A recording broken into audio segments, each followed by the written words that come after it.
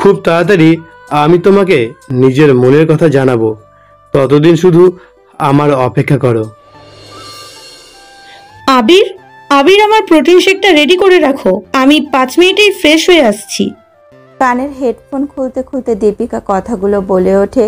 সেই সকালবেলায় উঠে সে মর্নিং ওয়াকে বেরিয়েছিল, পুরো 2 ঘন্টা ধরে জগিং করে ঘেমে নিয়ে বাড়িতে ফিরেছে। আর ফিরেই সে হাঁকডাক শুরু করে দিয়েছে। দীপিকা একেবারেই কোনো কাজ দেরিতে করা পছন্দ করে না, তাই বাড়িতে ফিরেই সে তার খাবারের আয়োজন করতে বলে দিয়েছে। দীপিকা তার সব কিছু নিয়ে খুব সচেতন, সামান্য কিছু ভুল ত্রুটিও সে একেবারেই পছন্দ করে না। তাই দীপিকা নিজের ঘরে গিয়ে ফ্রেশ হওয়ার সাথে আবির তার ঘরের প্রোটিন শেকের গ্লাস নিয়ে পৌঁছে গেছিল। ঘরের ভেতরে ঢুকতে ঢুকতে সে বলে, এই তো দীপিকা ম্যাডাম, আমি আপনার শেকটা বানিয়ে রেখেছিলাম। আমি তো জানতাম আপনার দেরি করা একদম পছন্দ না, তাই তাড়াতাড়ি নিয়ে চলে এসেছি। দীপিকা ট্রের ওপরে থাকা গ্লাসটা হাতে নিয়ে বলে, ঠিক আছে, অত আধিক্যতা দেখানোর কোনো দরকার নেই, বুঝেছো? আমার জামা কাপড়গুলো কি প্রেস হয়ে গেছে? জানো তো, আমি কিন্তু একটু পরেই বেরোবো। হ্যাঁ ম্যাডাম, আমি আপনার জামাগুলো ভালো করে ইস্ত্রি করে রেখেছি। ইস্ত্রিটা আবার কি? বলো প্রেস করেছো? উফ, যত সব গেও অশিক্ষিত জুটেছে আমার কপালে। নেহাত দায়ে পড়ে বিয়েটা করতে হয়েছে, না হলে তোমার মতন ছেলেকে আমার মতন মেয়ে কোনো দিনই বিয়ে করবে না। দীপিকার কথাগুলো শুনে আবিরের চোখ জলে ভরে ওঠে। সে অবাক চোখে দীপিকার দিকে তাকিয়ে থাকে। তাকে সেভাবে তাকিয়ে থাকতে দেখে দীপিকা বলে, হাঁ করে আমার মুখের দিকে তাকিয়ে কি দেখছো? হ্যাঁ, যাও গিয়ে নিয়ে এসো আমার জামাগুলো। আবির দ্রুত সে ঘর থেকে বেরিয়ে যায় এবং কিছুক্ষণ পর দীপিকার পরার জামা কাপড় নিয়ে ফিরে আসে। এরপর সেগুলো বিছানার উপরে রেখে আবির আবারও নিজের কাজ করতে লেগে যায়। কিন্তু হঠাৎই দীপিকার চিৎকার ছড়িয়ে পড়ে সারা বাড়ি জুড়ে, আবির এখানে এক্ষুনি আসবে, না হলে এই বাড়িতে তোমার শেষ দিন। লিভিং রুমে বসে খবরের কাগজ পড়ছিলেন চৌধুরী বাড়ির কর্তা দেবাশিস চৌধুরী। তখনই আবির সেখানে উপস্থিত হয়। দেবাশিস বাবুর হাতে সবেমাত্র চায়ের কাপটা দিয়েছিল। ঠিক সেই মুহূর্তে দীপিকার চিৎকার শুনে তিনি আবিরের উদ্দেশ্যে বলে উঠলেন, দেখ গিয়ে মহারানী আবার কি চায়, এমন চিৎকার করছে, মনে নিশ্চয়ই কিছু একটা মন মতো হয়নি। তুই এখানে আর দাঁড়াস না, গিয়ে দেখ, না হলে ওর জেদ জানিস তো। আবির দ্রুত মাথা নেড়ে দৌড়ে সিঁড়ি দিয়ে উঠে দীপিকার ঘরে এসে পৌঁছায়। আলতো স্বরে সে বলে, কি হয়েছে দীপিকা ম্যাডাম, আপনি এভাবে চিৎকার করছেন? কিছু হয়েছে কি? হয়েছে বলেই নিশ্চয়ই আমি তোমাকে ডাকছিলাম। এর মধ্যে আমার একটা রেড ড্রেস ছিল, সেটা কোথায়? লাল রঙের ড্রেস? সেটা তো এখানেই থাকার কথা, কেন এখানে নেই? থাকলে নিশ্চয়ই তোমাকে আমি জিজ্ঞাসা করতাম না? আমি তোমাকে যে জামাগুলো দিয়েছিলাম তার মধ্যে ওই রেড ড্রেসটা ছিল, কোথায় গেল সেটা? দীপিকা ম্যাডাম, আপনি যে জামাগুলো আমাকে দিয়েছিলেন, আমি সেই সব জামাগুলো ইস্ত্রি করে আপনাকে দিয়ে গেছি। তার মানে কি বলতে চাইছো তুমি?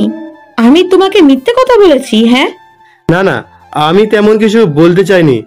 আসলে আমি সত্যি আপনার সব জামা কাপড়গুলো দিয়ে গেছিলাম। তাহলে কি ড্রেসটা ডানা গজিয়েছিল নাকি? হ্যাঁ, এভাবে একটা ড্রেস নিজে নিজে তো আর কোথাও যেতে পারে না। আমাকে লন্ড্রি রুমে নিয়ে চলো এক্ষুনি। দীপিকা ম্যাডাম, আপনি ওখানে যাবেন? হ্যাঁ যাব। কেন, তোমার কোনো সমস্যা আছে নাকি আমাকে নিয়ে যেতে? দেখো আবির, একটা কথা কিন্তু আমার বারবার বলা পছন্দ নয়। এক্ষুনি আমাকে তুমি নিয়ে যাবে। ঠিক আছে ম্যাডাম, আমার সাথে আসুন। আবির দীপিকাকে নিজের সাথে করে লন্ড্রি রুমের ভেতরে নিয়ে আসে। এরপর চারিদিকে সমস্ত কিছু দেখিয়ে এসে দীপিকার উদ্দেশ্যে বলে, দেখুন ম্যাডাম, এখানে কিচ্ছু নেই। দীপিকা আবিরের কথাতে পাত্তা না দিয়ে বলে, তোমার দেখানোতে তো আমি বিশ্বাস করব না, সরো দেখি, আমাকে দেখতে দাও। দীপিকা ঘরের প্রতিটা কোণাকে ভালো করে পরীক্ষা করতে থাকে। তখন একটি ছোট কাপড়ের ব্যাগের দিকে তার চোখ যায়। দীপিকা প্রশ্ন করে ওঠে, এই ব্যাগটা এখানে কি করছে? ম্যাডাম, ওই ব্যাগে তো ময়লা হয়ে যাওয়া জামা কাপড়গুলো থাকে, আপনি ওই ব্যাগে হাত দেবেন না, তেমন কিছু ওই ব্যাগে নেই। সেটা আমি বুঝে নেব কি আছে কি নেই। চুপ করে দাঁড়িয়ে থাকবে তুমি। নিজের কথা শেষ করে দীপিকা দ্রুত সেই ব্যাগটা হাতে নিয়ে নেয়। এরপর একে একে সেই ব্যাগের ভেতরে থাকা জামা কাপড়গুলো বের করতেই দীপিকার পছন্দের লাল রঙের পোশাকটাও বেরিয়ে আসে। দীপিকা ড্রেসটা হাতে নিয়ে অবাক গলায় বলে, এই তো আমার রেড ড্রেসটা। এ কি, এটা এতটা পড়ে গেল কিভাবে? আবিরও ভীষণ পরিমাণে অবাক হয়ে যায়। তার পরিষ্কার মনে আছে সেই পোশাকটিও ভাঁজ করে দীপিকার ঘরের বিছানাতে রেখে এসেছিল। তাহলে এটা এখানে কি করে আসতে পারে? আর এভাবে পোশাকটা কিভাবেই বা পুড়ে যেতে পারে? এই জামাটা এখানে কি করে আসলো? আমি তোমাকে এগুলো প্রেস করে দিতে বলেছিলাম। তার মানে তুমি নিশ্চয়ই আমার ড্রেসটারই অবস্থা করেছো। আর আমার প্রিয় ড্রেসটা তুমি পুরো নষ্ট করে দিয়েছো। আমার কথা বিশ্বাস করুন দীপিকা ম্যাডাম। আবির নিজের কথা পুরোপুরি শেষ করতে পারার আগেই দীপিকা খুব জোরে আবিরের গালে চড় বসিয়ে দেয়। এরপর বেশ জোরেই চিৎকার করে বলে, একটা কথাও বলবে না তুমি। জানো এই ড্রেসটার দাম কত? তোমাকে বেচে দিলেও এত টাকা পাওয়া যাবে না যতটা দামি এই ড্রেসটা। অবশ্য তোমাকে বলে কি লাভ, থাকতে তো কোন একটা অজপাড়া গায়ে। জীবনে তো একসাথে বেশি টাকার মুখ পর্যন্তও দেখোনি। টাকার মূল্য বুঝবে কি করে? হ্যাঁ, আমি সত্যি জানি না দীপিকা ম্যাডাম। কি জানো না তুমি? হ্যাঁ, সব জানো, কিন্তু আমাকে বলবে না, তাই তো? ঠিক আছে, প্রথমে তো আমার ড্রেসটাকে পুড়িয়ে নষ্ট করেছো, তারপর এই ব্যাগের মধ্যে পুড়ে তোমার অপরাধ লুকানোর চেষ্টা করেছো। কি ভেবেছো আমি কিচ্ছু বুঝতে পারবো না? যদি আমি এখানে না আসতাম, তুমি যে এত বড় কাণ্ডটা ঘটিয়েছো সেটা তো জানতেই পারতাম না। তুমি ধরা পড়ে গেছো আবির। এবার আমাকে সত্যিটা বলো যে তুমি আমার ড্রেসটা পুড়িয়ে ফেলেছো, তাই না? না দীপিকা ম্যাডাম, আমি সত্যি কিছু করিনি। আমি তো জামাটা ইস্ত্রি করে সুন্দর করে গুছিয়ে রেখেছিলাম। আমি বুঝেছি তুমি কোনোভাবেই নিজের মুখে সত্যি কথাটা বলবে না, তাই তুমি আমার জামাটার যে অবস্থা করেছো সেটাই এবার আমি তোমার সাথে করব। দীপিকা রাগের স্বরে কথাগুলো বলে সে ঘর থেকে বেরিয়ে যায়। আবির বুঝতে পারে দীপিকা যে পরিমাণ রেগে আছে তাতে নিশ্চয়ই কোনো অঘটন ঘটাবে। তাই তাকে থামানোর জন্য আবিরও বলে ওঠে, দীপিকা ম্যাডাম, কোথায় যাচ্ছেন আপনি? দীপিকা আবিরের কথাতে কোনো কান দেয় না। দ্রুত পায়ে সিঁড়ি থেকে নেমে সোজা সে এগিয়ে যায় আবিরের ঘরের দিকে। কলকাতার ব্যস্ত হাইওয়ের ওপর দিয়ে দ্রুত গতিতে এগিয়ে চলছে একটি কালো রঙের গাড়ি। গন্তব্য কলকাতা শহরের সবচেয়ে বড় রেস্টুরেন্ট ডিলাইট। একে একে বাকি সমস্ত গাড়িগুলোকে পেছনে ফেলে এগিয়ে চলা সেই গাড়ির ভেতরের পরিবেশ বেশ থমথমে। তার কারণ অবশ্যই সঞ্জয় চৌধুরী, কলকাতা অথবা ভারতবর্ষের সবচেয়ে বড় রেস্টুরেন্ট চেনের মালিক। এই বছরের প্রায় 10টা নতুন শাখার উদ্বোধন করেছে সে। তার সাথে বিদেশের মাটিতেও পা রেখেছে সঞ্জয়ের রেস্টুরেন্ট ডিলাইট। এমনিতে সঞ্জয় কখনোই রেগে যাওয়ার মানুষ না, কিন্তু নিজের চোখের সামনে অপর দিকের মানুষটাকে অপমানিত হতে দেখলে সে ভীষণ রেগে যায়, যেমনটা আজ হয়েছে। আর সঞ্জয় সেই রাগের কারণেই গাড়ির ড্রাইভার রামুর হাত বারবার কেঁপে উঠছে। আবারও সঞ্জয়ের চিৎকার শুনে সে ভয়ে কেঁপে উঠল। সঞ্জয় রাগে চিৎকার করে বলে, আমাকে যেন কথাটা আর একবারও রিপিট করতে না হয়। আমি যখন বলেছি তখন যেন আমার অফিসে তাদের পা না পড়ে। আমি এই মুহূর্তে তাদের কাছ থেকে বরখাস্ত করছি। আর যতদিন তারা নিজেদেরকে না শোধরাবে ততদিন যেন তারা কোনোভাবেই কোথাও কাজ না করতে পারে সেই বন্দোবস্ত আমি করব। আমার কথা নিশ্চয়ই বুঝতে পেরে গেছেন মিস্টার দাস। তাই কাজটা যেন আমার যাওয়ার আগে কমপ্লিট হয়ে যায়। কথাটা শেষ করে সঞ্জয় ফোনটা কেটে দেয়। গাড়ির ভেতরে থাকা এসি থেকে বেরোনো হাওয়াতে সঞ্জয়ের আর ভালো লাগে না। সে এখন বাইরে ঠান্ডা হাওয়া পেতে চায়, না হলে সে কোনোভাবেই নিজের রাগ কমাতে পারবে না। তাই চালকের আসনে বসে থাকা রামুর দিকে তাকিয়ে সে বলে, রামু, এসিটা বন্ধ করে দে তো, জানলাগুলো নামিয়ে দে। মাথাটা ধরে আছে, বাইরের হাওয়া না খেলে মনে হচ্ছে না ঠিক হবে বলে। হ্যাঁ দাদা বাবু, আমি এক্ষুনি জানলা খুলে দিচ্ছি। রামু দ্রুত বোতাম টিপে জানালার কাজগুলি নামিয়ে দিলে সঞ্জয় বাহিরের দিকে তাকায়। রামু প্রশ্ন করে, এখন একটু ভালো লাগছে দাদা বাবু? হ্যাঁ, এখন অনেকটাই ঠিক লাগছে। মাথা ব্যথাটাও কম হয়ে গেছে। মাথায় আর দোষ কোথায় দাদা বাবু? দোষ তো ওই লোকগুলোর। তাদের জন্য যদি আপনার শরীর কোনোভাবে খারাপ হতে দেখেছি আমি, তাহলে কিন্তু আমি কাউকে ছাড়বো না বলে দিলাম। আমি জানি তুই অনেক সাহসী, কিন্তু তোকে এত সাহস দেখাতে হবে না। সঞ্জয় চৌধুরীকে কি অপমান করার সাহস পাবে? এমন কেউ কলকাতার বুকে এখনো জন্মায়নি। কখনো কখনো কিছু কিছু মানুষ নিজেদেরকে ভীষণ বড় ভেবে ফেলে। আমি শুধুমাত্র তাদেরকেই নিজেদের জায়গাটা দেখিয়ে দিই, বুঝলি? সঞ্জয় তার কথাগুলো শেষ করতে পারার আগেই হঠাৎ কিছু একটা দেখে চুপ করে যায়। রামু, গাড়িটা সাইড করে দাঁড় করাতো। রামু হ্যাঁ বাচক মাথা নেড়ে গাড়িটা দাঁড় করালে সঞ্জয় চোখ রাখে ডান দিকের রাস্তার দিকে। তার গাড়ি থেকে কিছুটা দূরে সেই গলিতে একটি মেয়েকে দাঁড়িয়ে থাকতে দেখা যায়। হাতে কিছু বিস্কুটের প্যাকেট নিয়ে সে তার মধ্যে থাকা বিস্কুটগুলো কুকুরের ছোট্ট ছোট্ট বাচ্চাদের খাওয়াচ্ছে। ছোট্ট সেই বাচ্চাগুলো চারিদিক দিয়ে তাকে ঘিরে রেখেছে, আর মেয়েটিও ভালোবেসে সেই বাচ্চাগুলোর মাথায় হাত বুলিয়ে দিচ্ছে। সঞ্জয় এক দৃষ্টিতে সেই দিকে তাকিয়ে থাকে। তার মনে থাকা সমস্ত রাগ, সমস্ত কিছুই যেন অদৃশ্য হয়ে যায়। সে হারিয়ে যেতে থাকে ভাবনাতে, কিন্তু রামুর গলার স্বর তাকে বের করে আনে ভাবনা থেকে। আজকাল এমন মানুষ কিন্তু খুব কম দেখতে পাওয়া যায়। ঠিক বলেছ রামু। আমরা মানুষরা শুধু নিজেদেরকে নিয়ে ভাবি। আমরা ভাবি যার কাছে যত অর্থ আছে সে তত বেশি ধনী, কিন্তু আমরা ভুলে যাই মানুষকেই আসল ধনী বানায় তার ব্যবহার, টাকা নয়। রামু, গাড়ি স্টার্ট করো। রামু তার কথাতে সম্মতি জানিয়ে আবারও গাড়ি চালিয়ে পাড়ি দেয় তাদের গন্তব্যের দিকে। পরের দিন আবারও সকাল সকাল সঞ্জয় একই পথ ধরে এগিয়ে চলেছে। তবে আজ সঞ্জয় একটুও রেগে নেই, বরং অনেক বেশি শান্ত হয়ে রয়েছে তার মন, এবং তার কারণ অবশ্যই সেই মেয়েটি যে তার অশান্ত মনকে শান্ত করে দিয়েছিল এক নিমেষে। তার জন্যই হয়তো কাল অফিসের সকলেই প্রায় সঞ্জয়ের রাগের হাত থেকে বেঁচে গিয়েছিল। আজও সেই একই গলির সামনে এসে দাঁড়ালো সঞ্জয়ের গাড়ি। আবারও একবার সঞ্জয়ের চোখ চলে যায় বাইরের দিকে। আজ আরও একবার সেই মেয়েটাকে দেখে সঞ্জয়, যার হাতে খাবারের কিছু প্যাকেট, এবং সে এক এক করে সেই প্যাকেটগুলো থেকে পথে থাকা বাচ্চা ছেলে মেয়ে এবং তাদের পরিবারের মধ্যে ভাগ করে দিচ্ছে। হঠাৎ সেই মেয়েটির জন্য এক অদ্ভুত ভালো লাগা সঞ্জয়ের সারা শরীরে ছড়িয়ে পড়ে। দাদাবাবু, আমরা কি এগোবো? দাদাবাবু, আপনি কি কিছু ভাবছেন? দাদাবাবু, শুনছেন? রামুর কোনো কথা প্রথমে সঞ্জয়ের কানে যায় না, কিন্তু বেশ কয়েকবার ডাকাডাকির পর সঞ্জয় সেই দিক থেকে চোখ সরিয়ে বলে, হ্যাঁ, কিছু বলছিলি? হ্যাঁ, বলছিলাম, আমি কি গাড়িটা শুরু করব? ও হ্যাঁ হ্যাঁ। কিছু বলছিলেন দাদাবাবু? তেমন কিছু না, আসলে ওই মেয়েটাকে দেখে আমার মনে হলো পৃথিবীতে এখনো বেশ কিছু ভালো মানুষ রয়ে গেছে, আর তারাই নিজের ওপরে দায়িত্ব তুলে নিয়েছে সবাইকে আনন্দে রাখার। ঠিক যেমন আপনি স্যার, আপনি এত বড় একজন মানুষ, তাও কি সুন্দরভাবে আমাদের সবার সাথে ব্যবহার করেন। সবাইকে ঠিক নিজের পরিবারের মতো ভালোবাসেন। একটু অহংকার নেই আপনার। নিজের মানুষের কাছে কিসের অহংকার? অহংকার তো তারা করে যারা আসলেই বোকা। আমার মা সবসময় বলতো সকলকে সমান চোখে দেখতে। আমি তাকে কথা দিয়েছিলাম, সে তো নেই, তাই তার কথাগুলোকে নিজের মাঝে রেখে দিয়েছি। আর যতদিন বেঁচে থাকবো ততদিন আমি সকলকে ভালো রাখার দায়িত্ব নিজের কাঁধে রেখে দেব, ঠিক সেই মেয়েটার মতোই। কিছুক্ষণের মধ্যে ডিলাইটের সামনে এসে দাঁড়ায় সঞ্জয়ের গাড়ি।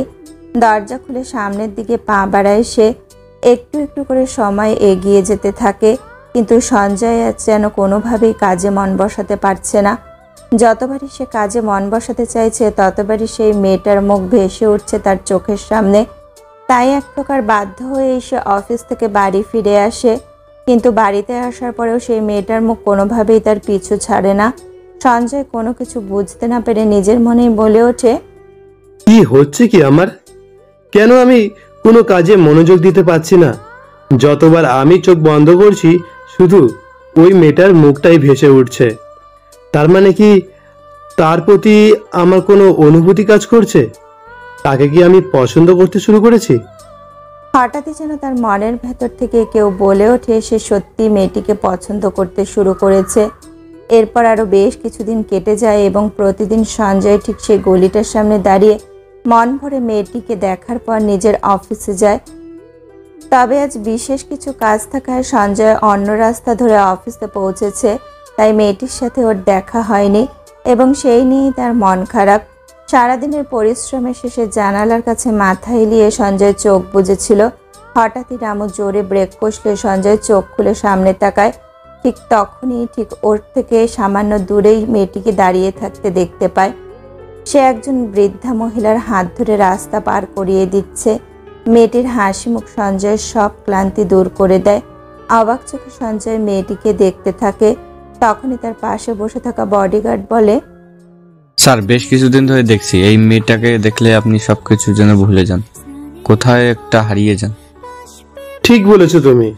এই মেয়েটা আমাকে যেন সবকিছু ভুলিয়ে দেয়, আমার রাগ, আমার মন খারাপ, সমস্ত কিছু। শুধু খুব শান্তি লাগে। আমি বুঝতে পারছি স্যার, আপনি ওনাকে ভীষণ পছন্দ করেন, তাই না? হ্যাঁ, অথবা এখনো হতে পারে যে আমি তাকে হয়তো ভালোবাসতে শুরু করেছি। কি বলছেন কি স্যার? তাহলে তো আপনার ওনাকে নিজের মনের কথা জানানো উচিত। আপনি বললে আমি এক্ষুনি গিয়ে ওনাকে নিয়ে আসছি। না ফারহান, দাঁড়াও। হ্যাঁ, এটা ঠিক যে আমি ওকে ভালোবাসতে শুরু করেছি, কিন্তু আমি কখনোই এটা ওকে জানাতে চাই না। বরং আমি ঠিক সময়ের অপেক্ষাতে আছি, যখন আমি নিজে থেকে ওকে আমার ভালোবাসার কথা জানাবো। রামু, গাড়ি স্টার্ট করো। সামনে সোজা পথ দিয়ে গাড়ি নিজের গন্তব্যের দিকে এগিয়ে যেতে থাকে। সঞ্জয় বাইরের দিকে নিজের চোখ রেখে মনে মনে বলে, খুব তাড়াতাড়ি আমি তোমাকে নিজের মনের কথা জানাবো। ততদিন শুধু আমার অপেক্ষা করো। জানো এই ড্রেসটার দাম কত? তোমাকে বেচে দিলেও এত টাকা পাওয়া যাবে না যতটা দামি এই ড্রেসটা। অবশ্য তোমাকে বলে কি লাভ, থাকতে তো কোন একটা অজপাড়া গায়ে। জীবনে তো একসাথে বেশি টাকার মুখ পর্যন্তও দেখোনি, টাকার মূল্য বুঝবে কি করে? হ্যাঁ, আমি সত্যি জানি না দীপিকা ম্যাডাম। কি জানো না তুমি? হ্যাঁ, সব জানো, কিন্তু আমাকে বলবে না, তাই তো? ঠিক আছে, প্রথমে তো আমার ড্রেসটাকে পুড়িয়ে নষ্ট করেছো, তারপর এই ব্যাগের মধ্যে পুড়ে তোমার অপরাধ লুকানোর চেষ্টা করেছো। কি ভেবেছো আমি কিচ্ছু বুঝতে পারবো না? যদি আমি এখানে না আসতাম, তুমি যে এত বড় কাণ্ডটা ঘটিয়েছো সেটা তো জানতেই পারতাম না। তুমি ধরা পড়ে গেছো আবির। এবার আমাকে সত্যিটা বলো যে তুমি আমার ড্রেসটা পুড়িয়ে ফেলেছো, তাই না?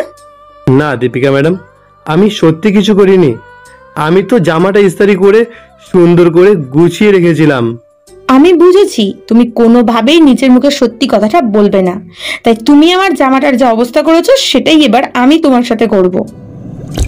দীপিকা রাগের স্বরে কথাগুলো বলে সে ঘর থেকে বেরিয়ে যায়। আবির বুঝতে পারে দীপিকা যে পরিমাণ রেগে আছে তাতে নিশ্চয় কোনো অঘটন ঘটাবে, তাই তাকে থামানোর জন্য আবিরও বলে ওঠে, দীপিকা ম্যাডাম, কোথায় যাচ্ছেন আপনি?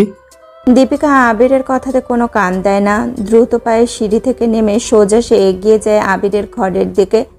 দীপিকার রাগী মুখ দেখে ওর দিকে এগিয়ে আসেন মানালি দেবী। চিন্তিত স্বরে তিনি দীপিকার উদ্দেশ্যে বলেন, এ কি দীপিকা, তুই এত রেগে কোথায় যাচ্ছিস? কি হয়েছে আমাকে বল। কি হয়েছে তুমি ওকেই জিজ্ঞেস করো মম। আর যা হয়েছে আমি কোনোভাবেই ওকে মাফ করব না। নিজের কথা শেষ করার সাথে এই আবিরের ঘরের দরজাটা খুলে ভেতরে ঢুকে যায় দীপিকা। এরপর এক প্রকার তার ঘর লণ্ডভণ্ড করে যাবতীয় জামা কাপড় বের করে আনে সে। দীপিকা সেগুলো একসাথে করে তুলে ঘরের বাইরে বেরিয়ে আসতেই দেবাশিস বাবু প্রশ্ন করেন, কিরে, তুই ওর কাপড় নিয়ে কোথায় যাচ্ছিস? দীপিকা দাঁড়া, আমার কথা শোন। দীপিকা দেবাশিস বাবুর কথাতে কোনো কান দেয় না। বাড়ির বাইরে বাগানটাতে এসে পৌঁছাতেই দীপিকা হাতে থাকা জামা কাপড়গুলো মাটিতে ফেলে দেয়। তারপর তাতে কেরোসিন ঢেলে জামা কাপড়ে আগুন ধরিয়ে দেয়। আবির দীপিকাকে আটকাতে চাইলেও কোনো লাভ হয় না। দীপিকা তার কোনো কথা শোনে না। অসহায়ের মতো সেখানে দাঁড়িয়ে থাকে আবির। দীপিকা ম্যাডাম, এই আপনি কি করলেন? এটা কি করলি তুই দীপিকা?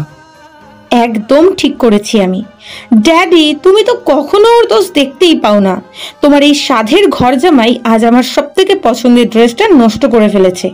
যদি আমি ওই ঘরটায় না যেতাম তাহলে তো জানতেই পারতাম না। ও একটা ড্রেস নষ্ট করেছে বলে তুই এভাবে ওর সব জামা কাপড় জ্বালিয়ে দিবি? হ্যাঁ দেব, ও যতবার ভুল করবে ততবার এইভাবেই শাস্তি দেব আমি ওকে।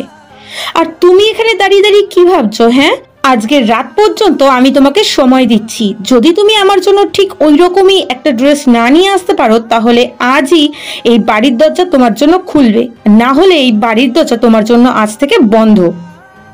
দীপিকা, এবার কিন্তু খুব বাড়াবাড়ি হয়ে যাচ্ছে। বাড়াবাড়ি? বাড়াবাড়িটা তো ও শুরু করেছিল বাবা, এবার আমি সেটাকে শেষ করব। শোনো আবির, তুমি যত দেরি করবে তত বেশি তোমারই ক্ষতি হবে।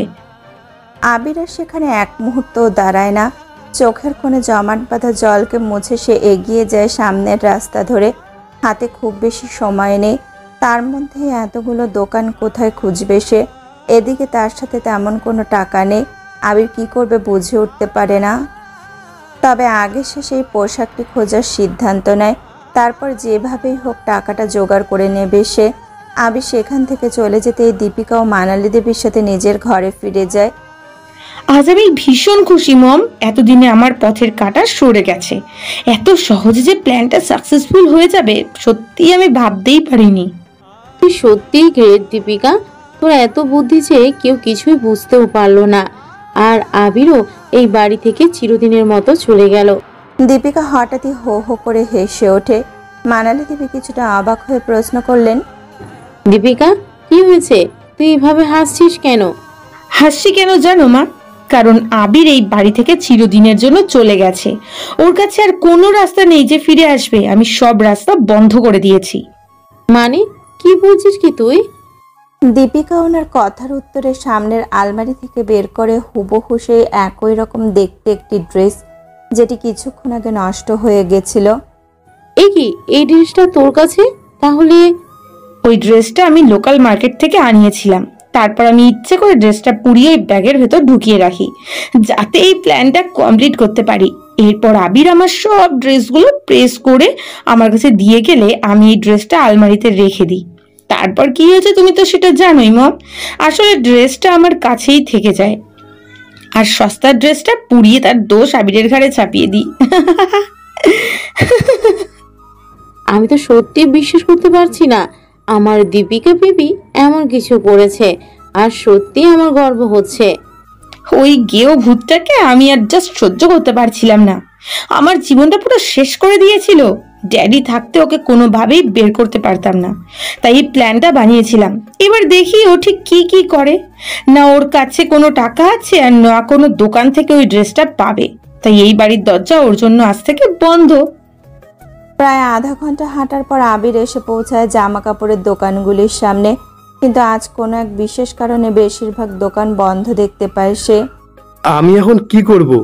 কোথা থেকে ড্রেসটা জোগাড় করব? আমি তো কিছুই তেমন জানি না। আর এখানে সমস্ত দোকানগুলো বন্ধ। কিন্তু এভাবে তো এখানে দাঁড়িয়ে থাকলে চলবে না, আমাকে কিছু একটা করতে হবে। ইতিমধ্যে দুপুর গড়িয়ে বিকেল হয়ে গেছে, কিন্তু এখনো আবির দীপিকার পছন্দের সেই ড্রেসটা কোথাও খুঁজে পায়নি। সারাদিন কিচ্ছু পেটে পড়েনি। তার উপর এতক্ষণ ধরে চলার ফলে আবিরের পা দুটো অবশ হয়ে আসে। তবুও সে হার মানতে নারাজ। সামনে তাকাতেই বেশ বড় মাপের একটি দোকান চোখে পড়ে তার। এতগুলো দোকান তো ঘুরলাম, কিন্তু কোথাও তো সেরকম জামা পেলাম না। এখন এই একটাই দোকান আছে। বিন্দুমাত্র সময় নষ্ট না করে আবির দোকানটির দিকে এগিয়ে যায়। এরপর কাচের দরজাটি খুলে ভেতরে প্রবেশ করার সাথেই লাল রঙের একটি ড্রেসের দিকে চোখ যায় তার। ওই তো, ওই জামাটাই মনে হচ্ছে। কি লাগবে স্যার? বলছি, ওই জামাটার দাম কত? এই ড্রেসটার দাম তো 10,000 টাকা। আবির ভীষণ পরিমাণে অবাক হয়ে যায়। দীপিকার প্রিয় পোশাকটি যে দামি হবে তা জানতো আবির, কিন্তু সেটা যে এতটা দামি হবে সেটা আবির বুঝতে পারেনি। এদিকে তার হাতে একটুও টাকা নেই। এই মুহূর্তে কি করা উচিত হবে ভেবেই আবির নিজের মনে মনে বলে, এতগুলো টাকা আমি কি করে আজকের মধ্যে জোগাড় করব? তাহলে কি আমি আর ওই বাড়িতে ফিরে যেতে পারবো না? না না, কোনো না কোনো উপায় তো বার করতেই হবে। কি হলো, আপনি কি নেবেন ড্রেসটা? হ্যাঁ, নেব তো, কিন্তু একটা সমস্যা হয়ে গেছে। আসলে আমার কাছে এই মুহূর্তে এতগুলো টাকা নেই। টাকা যখন নেই তাহলে এই দোকানে এসেছেন কেন? যত সব লো ক্লাসের ছেলে, পকেটে টাকা নেই, এদিকে জামা কাপড় কেনার শখ। যাও, বেরিয়ে যাও আমাদের দোকান থেকে। দেখুন, আমি টাকাটা নিয়ে আসব, আপনি দয়া করে এই ড্রেসটা কাউকে দেবেন না। আগে টাকা নিয়ে আসো, তারপর ভেবে দেখবো। এই, তোরা ওকে বাইরে বের করে দে, না হলে আমাদের অন্য কাস্টমাররা বিরক্ত হবে। না না, আমাকে কাউকে বার করতে হবে না, আমি নিজেই চলে যাচ্ছি। দোকানের কর্মচারীরা আবিরকে দোকান থেকে বের করে দেওয়ার আগে আবির নিজেই সেই দোকান থেকে বেরিয়ে আসে। যেটুকু আশা ছিল তাও শেষ হয়ে গেছে। কিছুটা দূরে থাকা বসবার জায়গাটিতে গিয়ে বসে আবির। আজ থেকে হয়তো এইখানেই থাকতে হবে তাকে। ইতিমধ্যে রাত নামে। দীপিকা রাতের ডিনার সেরে উঠতে যাওয়ার আগে মানালি দেবীর উদ্দেশ্যে বলে, মম, আমার ডিনার ডান। শোনো, তুমি খুব বেশি রাত পর্যন্ত জেগে থেকো না। ড্যাডি কিন্তু বলে গেছিল ফিরতে দেরি হবে। চেয়ার ছেড়ে উঠে দাঁড়িয়ে দীপিকা সামনের সিঁড়ির দিকে এগোনোর সময় পিছন দিক থেকে ভেসে আসে দেবাশিস বাবুর কণ্ঠস্বর। হ্যাঁ, আমি বলছি ফিরতে দেরি হবে, কিন্তু ভাবলাম যে আমার দীপিকা মা আমার জন্য চিন্তা করবে, তাই তাড়াতাড়ি ফিরে আসলাম। আর তোর জন্য কিন্তু একটা গিফটও নিয়ে এসেছি। গিফট? আমার জন্য কি এনেছো ড্যাডি? একটু ভিতরে এসো তো। দেবাশিস বাবুর কথা শেষ হওয়ার সাথেই দরজা দিয়ে ভেতরে প্রবেশ করে আবির। দীপিকা তাকে দেখতে পেয়ে ভীষণ পরিমাণে অবাক হয়ে যায়। আবির যে আবার কি করে ফিরে আসলো সেটাই বুঝে উঠতে পারে না সে। তুমি এখানে? তোমাকে ভেতরে কে ঢুকতে দিল? আমি তো সিকিউরিটিকে বারণ করে দিয়েছিলাম যেন তোমাকে কোনোভাবেই ঢুকতে না দেয়। তাহলে কি করে আসলে এই বাড়ির ভেতর? আমি ওকে নিয়ে এসেছি। তুমি ওকে নিয়ে এসেছো? কিন্তু কেন? কারণটা ওই না হয় তোকে বলবে। আবির, তুই যে দীপিকার জন্য নিয়ে এসেছিস সেটা ওর হাতে দিয়ে দে। আবির ইতিবাচক মাথা নেড়ে হাতে থাকা একটি প্যাকেট দীপিকার দিকে এগিয়ে দেয়। দীপিকা এক মুহূর্ত সেই প্যাকেটটির দিকে তাকিয়ে তা নিজের হাতে নিয়ে নেয়। এরপর সেটি ছিঁড়তেই ভেতর থেকে বেরিয়ে আসলো লাল রঙের একটি পোশাক। এ কি? তুমি এই জামাটা কোথায় পেলে? আর তোমার কাছে টাকাই বা আসলো কোথা থেকে? আমি দিয়েছি। তুই মনে হয় ভুলে যাচ্ছিস, ওই ড্রেস আমি নিজে গিয়ে তোর জন্য কিনে এনেছিলাম। তুই সব দোকানদারকে ফোন করে বারণ করে দিতে পারিস যে কোনোভাবেই যেন তারা আবিরকে এই জামাটা না দেয়, কিন্তু তুই হয়তো ভুলে গেছিস তারা তোর আগে আমার কথাই শুনবে। হ্যাঁ, এটা ঠিক, আমি না গেলেও হয়তো আবির কখনো সেই জামাটা কিনতেই পারতো না, কিন্তু আমি থাকতে কখনোই ওকে আমি হেরে যেতে দেব না। এবার তুই একই রকম দেখতে দুটো জামা নিয়ে যে কি করবি সেটা নিজেই জানিস, তাই না? কারণ আগের জামাটা তো তোর কাছেই আছে। দেবাশিস বাবুর সে কথাতে দীপিকা থতমত খেয়ে যায়। তার বানানো পরিকল্পনা তাহলে ওনার কাছে ধরা পড়ে গেছে। অবাক চোখে দীপিকা ওনার দিকে তাকিয়ে থাকলে তিনি বলেন, কি ভেবেছিস আমি কিচ্ছু জানি না, কিচ্ছু বুঝি না, তাই না? একটা কথা আমি পরিষ্কার জানিয়ে রাখছি, আমি থাকতে তুই আবিরকে কখনো বাড়ি থেকে বের করতে পারবি না, কোনোভাবেই না। দীপিকা রাগী চোখে আবিরের দিকে তাকায়। তার বারবার মনে হয়ে থাকে আবির নিশ্চয়ই দেবাশিস বাবুকে উল্টাপাল্টা কিছু বুঝিয়েছে। আবির চুপটি করে সেখানেই দাঁড়িয়েছিল। ঠিক তখনই দীপিকার চোখে তার চোখ পড়তেই আবির মাথা নিচু করে নেয়। দেবাশিস বাবু তা লক্ষ্য করে আবিরকে আদেশ করেন, আবির যাও, হাত পা ধুয়ে আসো, আমরা একসাথে ডিনার করব। আবির আর কোনো কথা না বাড়িয়ে সেখান থেকে চলে যেতেই দেবাশিস বাবু দীপিকার দিকে কয়েক পা এগিয়ে গিয়ে শান্ত গলায় বলেন, একটা নিরীহ ছেলে ওর উপর এভাবে অত্যাচার করছিস তো দেখিস, পরে যেন পস্তাতে না হয়। রাগে দুঃখে সেখান থেকে নিজের ঘরে চলে আসে দীপিকা। মানালি দেবীও নিজের মেয়ের রাগ ভাঙানোর জন্য পিছনে পিছনে ওপরে তার রুমে চলে আসে। এবার তুই কি করবি দীপিকা? তোর ওই প্ল্যানটা তো ফেল হয়ে গেল।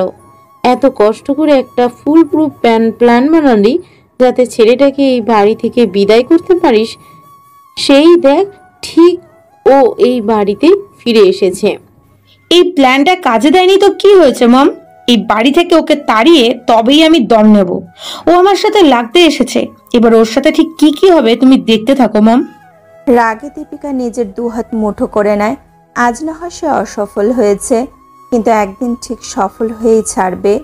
এবার শুধুমাত্র ড্যাডির কারণে তুমি আবার এই বাড়িতে ফিরে এসেছো, কিন্তু বেশি দিন থাকতে পারবে না। এবার আমি এমন কিছু করব যাতে সবাই তোমাকে নিজে থেকে বের করে দেবে। জাস্ট ওয়েট অ্যান্ড ওয়াচ আবির। পরের দিন সকাল সকাল দীপিকা মর্নিং ওয়াকের জন্য তৈরি হয়ে নিচে নেমে আসে। রান্নাঘরে কাজ করতে থাকা আবিরের উদ্দেশ্যে সে বলে, শোনো আবির, আজকে আমি তেমন কিছু খাবো না। তুমি আমার জন্য জাস্ট টমেটো স্যুপ বানাবে। আমি জগিং সেরে 1 ঘন্টার মধ্যে ফিরছি। ঠিক আছে দীপিকা ম্যাডাম, আপনি নিশ্চিন্তে যান, আমি ঠিক সময় মতো আপনার স্যুপ রেডি করে রাখবো। দীপিকা সেখান থেকে চলে যেতেই আবির নিজের উদ্দেশ্যে নিজেই বলে ওঠে, আজকে আর কোনো ভুল করলে চলবে না। দীপিকা ম্যাডাম যেন কোনোভাবেই কোনো ভুল না ধরতে পারে। বাবা বারবার কালকে বলে দিয়েছিল আমাকে যে সাবধানে থাকতে। কোন রকমের সুযোগ দীপিকা ম্যাডামকে দেওয়া যাবে না।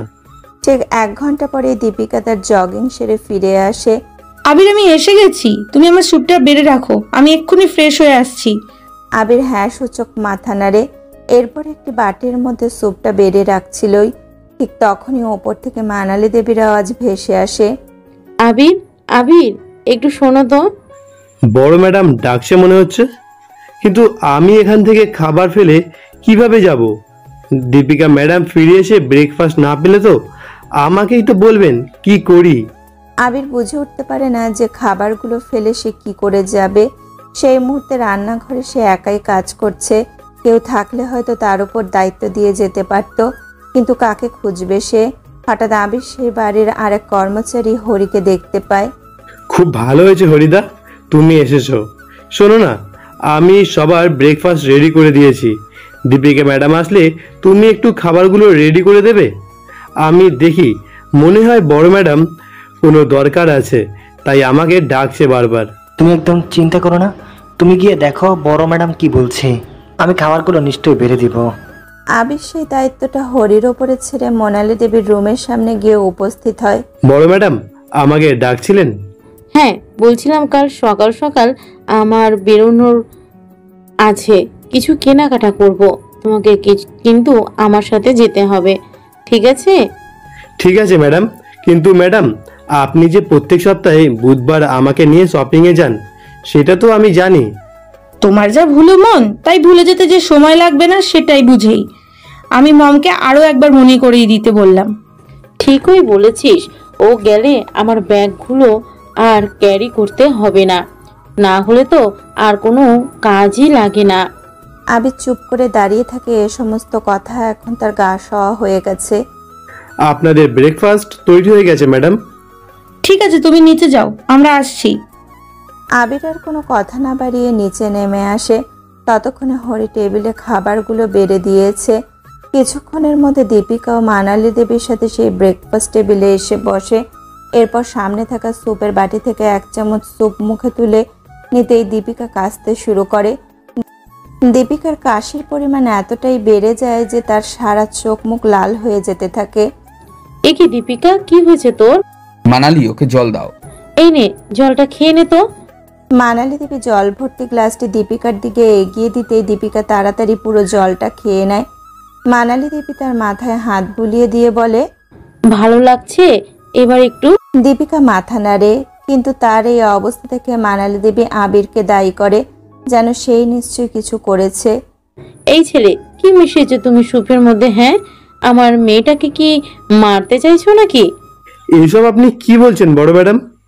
আমি কখনো এমন কিছু করতে পারি না। তাহলে আমার মেয়ের এমন অবস্থা কি করে হলো?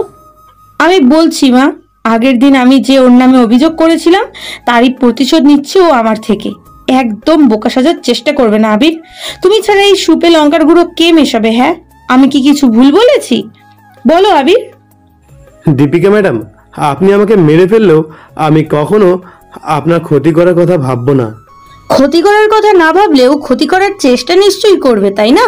ঠিক আছে, তুমি বললে না আমি তোমাকে মেরেও পর্যন্ত ফেলতে পারি, আজ সেটাই হবে। হরিদা, ফারহান, তোমরা ওর হাত চেপে ধরো। এই রাস্তার ছেলেটাকে আজ আমি এমন শিক্ষা দেব যে কোনোদিনও ও ভুলতে পারবে না। আবির কিছু বুঝতে পারার আগে হরি এবং ফারহান তার 2 হাত চেপে ধরে দীপিকা সুপের বাটিটা আবিরের মুখের সামনে ধরে বলে, দেখি মুখ খোলো, খোলো বলছি। আবির কোনোভাবে মুখ খুলতে না চাইলে দীপিকা জোর করতে থাকে।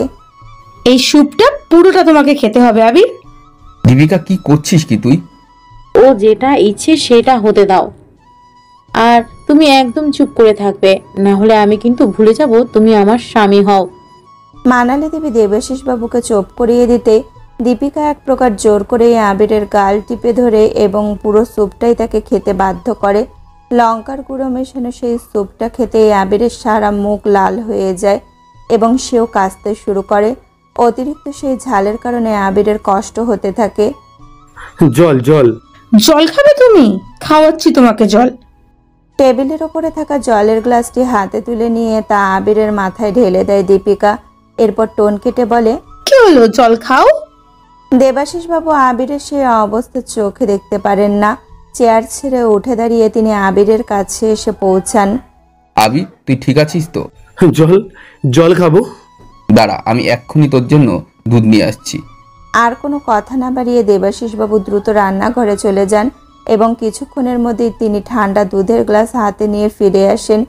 এরপর সেটি আবিরের দিকে এগিয়ে দিতেই সে এক নিঃশ্বাসে পুরো গ্লাসের দুধটা শেষ করে দেয়। এখন একটু ভালো লাগছে? দেবাশিস বাবুর কথার উত্তরে আবির হ্যাঁ সূচক মাথা নাড়ে এবং দেবাশিস বাবু দীপিকার উদ্দেশ্যে কিছুটা রেগেই বলেন, দীপিকা, আমি দেখতে পাচ্ছি যে তোর সাহস দিন দিন বেড়েই চলছে, কিন্তু আফসোস আমি চেয়েও কিছুই করতে পারছি না।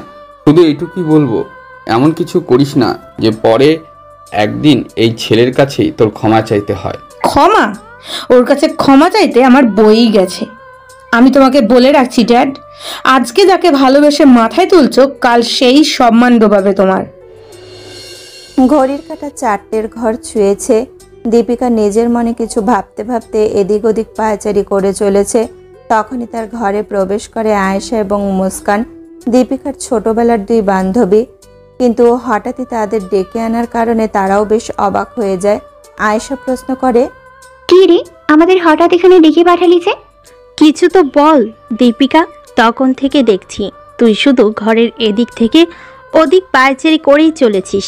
এত কি ভাবছিস বল তো আমাকে। ভাবছি আবিরকে এই বাড়ি থেকে কিভাবে তাড়ানো যায়।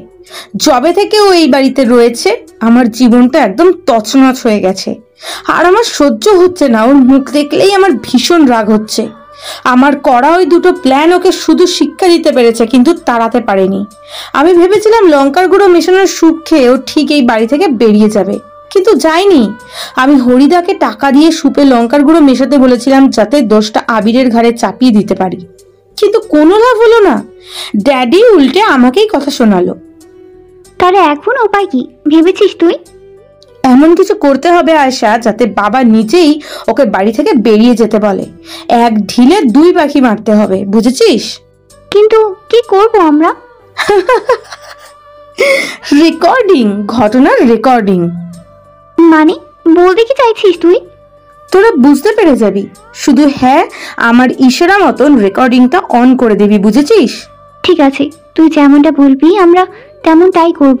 এবার দেখি আবির, তুমি এই বাড়িতে একটা দিনও কিভাবে থাকো। আজকের পর এই বাড়ির ত্রিসীমানায় পা রাখার যোগ্যতাও তুমি হারাবে। এরপর দীপিকা তাদের সামনে নিজের পরিকল্পনাকে তুলে ধরে। তোরা আমার প্ল্যানটা নিশ্চয়ই খুব ভালো করে বুঝতে পেরেছিস। এবার শুধু ওকে ডাকতে হবে। দীপিকা রুমের দরজার সামনে গিয়ে জোরে জোরে আবিরকে ডাকতে থাকে, আবির, আবির একটু শোনো। কিছুক্ষণের মধ্যে আবির সেখানে এসে উপস্থিত হয়। হ্যাঁ দীপিকা ম্যাডাম, আপনি ডাকছিলেন? আমি আসলে রান্নাঘরে ছিলাম। বড় ম্যাডাম বলেছিলেন যে আপনার বন্ধুরা আসবেন, তাই ওনাদের জন্য খাবার বানাচ্ছিলাম। ঠিক আছে, তাড়াতাড়ি বানিয়ে নিয়ে আসো, তারপর তোমাকে আমার কিছু বলার আছে। হ্যাঁ বলুন না ম্যাডাম, কি বলতে চান?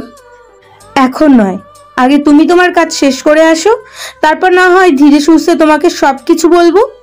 এমনিতেও আজ যদি না বলি তাহলে হয়তো আর কখনো বলতেও পারবো না। তুমি কিন্তু বেশি দেরি করো না, ঠিক আছে? আমি অপেক্ষা করব।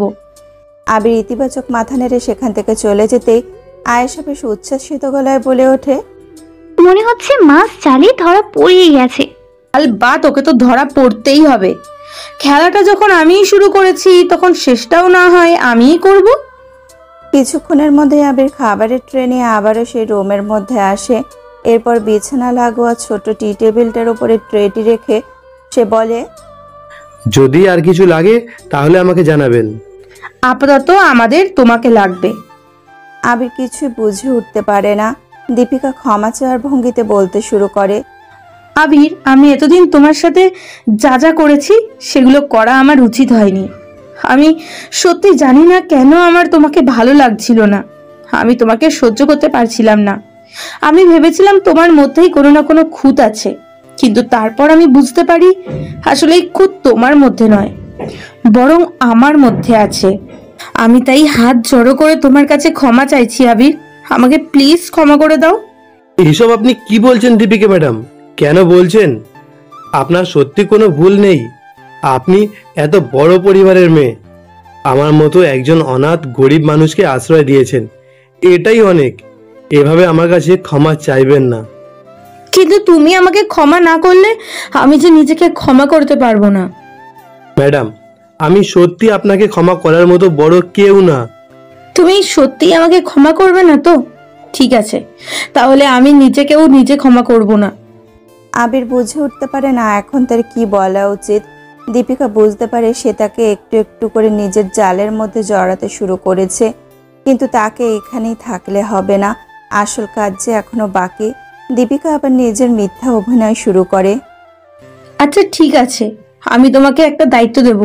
যদি তুমি সেই দায়িত্বটা নিতে চাও তাহলে আমি বুঝে নেব তুমি আমাকে ক্ষমা করে দিয়েছো। দায়িত্ব? কি দায়িত্ব ম্যাডাম?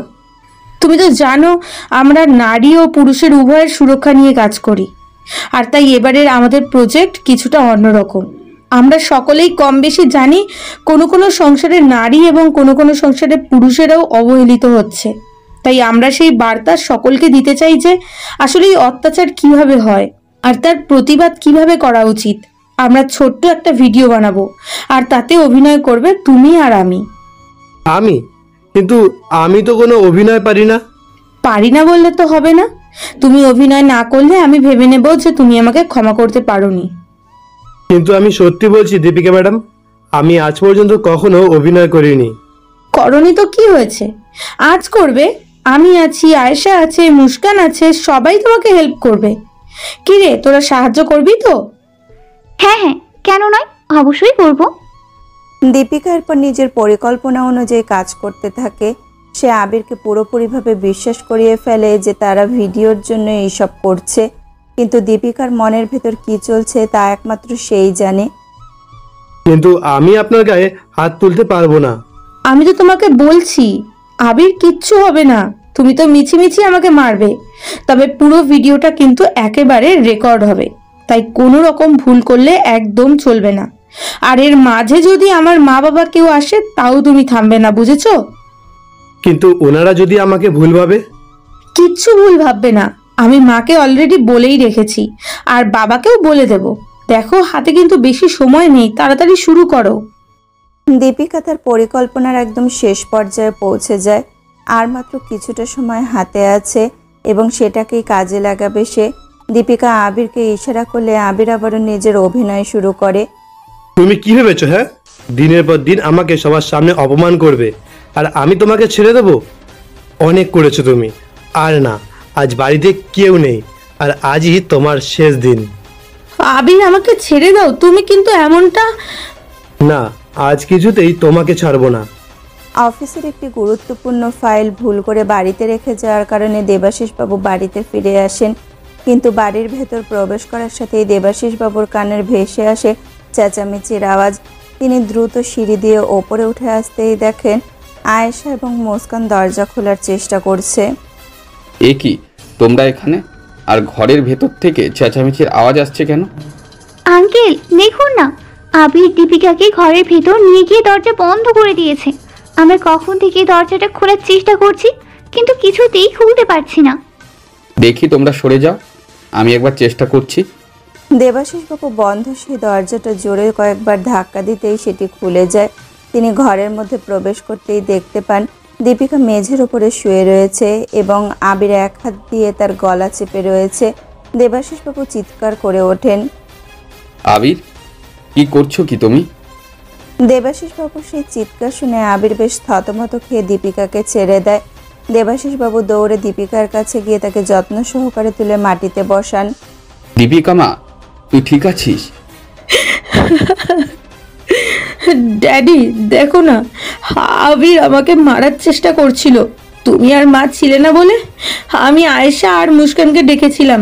তার মধ্যেই আবির হঠাৎ আমার হাত ধরে টানতে টানতে এখানে নিয়ে আসে। আমাকে অনেক মেরেছে জানো তুমি। কি বলছিস কি তুই? দেখো না বাবা, আমার সারা গায়ে কেমন দাগ করে দিয়েছে। আমার খুব কষ্ট হচ্ছে ড্যাডি, খুব। আয়েশা, মুস্কান, তোরা একটু ওকে সামলা। তারা দেবাশিস বাবুর কথা মতো দীপিকার কাছে এসে ওকে সামলানোর চেষ্টা করে, আর দেবাশিস বাবু ভীষণ রেগে গিয়ে আবিরের জামার কলার ধরে বলে, তোমার এত বড় সাহস! তোমাকে নিজের ছেলের মতন ভেবেছিলাম, কোনোদিন তোমার কোনো ভুল দেখতে পাইনি, আর আজ তুমি আমার ভালোবাসার এই প্রতিদান দিলে।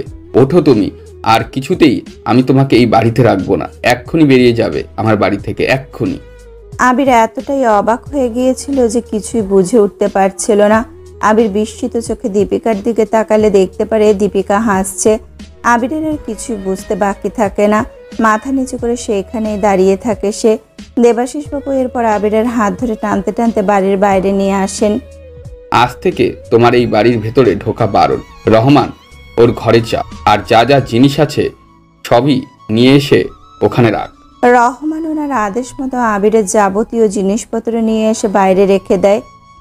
আমার লজ্জা করছে, তোমার মতন একটা ক্রিমিনাল মাইন্ডের ছেলেকে আমার ঘরে রেখেছিলাম। আজ যদি আর একটু দেরি হতো তাহলে কি না কি হতো। দীপিকা, দীপিকা, কি হয়েছে আমার বেবি? মম মম দেখো না ও কি করেছে। কি? ও তোর এই অবস্থা করেছে? আমি এক্ষুনি ওকে পুলিশে দেব। না মানালি, ওকে পুলিশে দেওয়ার কোনো দরকার নেই। আজকে থেকে যেন ও এই বাড়ির ত্রিসীমানায় পা না রাখতে পারে সেই ব্যবস্থাই আমি করব। আমি চলে যাব বাবা, শুধু এটুকুই বলতে চাই, একদিন আপনি আসলেই বুঝতে পারবেন আমার কোনো দোষ ছিল না। দেখছো এখনো কত বড় বড় কথা বলছে ও। ইচ্ছে করছে ঠাটিয়ে দুটো চর মারি। না মানালি, ওর কোনো কথাতে কান দিও না। তুমি যাও, দীপিকাকে ঘরে নিয়ে যাও। আবির উদাস চোখে একবার দীপিকার দিকে তাকিয়ে সেখান থেকে চলে যায়। মানালি দেবী আর কিছুতেই দীপিকাকে সেখানে রাখতে চাইছিলেন না, তাই তিনি তাকে নিজের ঘরে ফিরিয়ে নিয়ে আসে।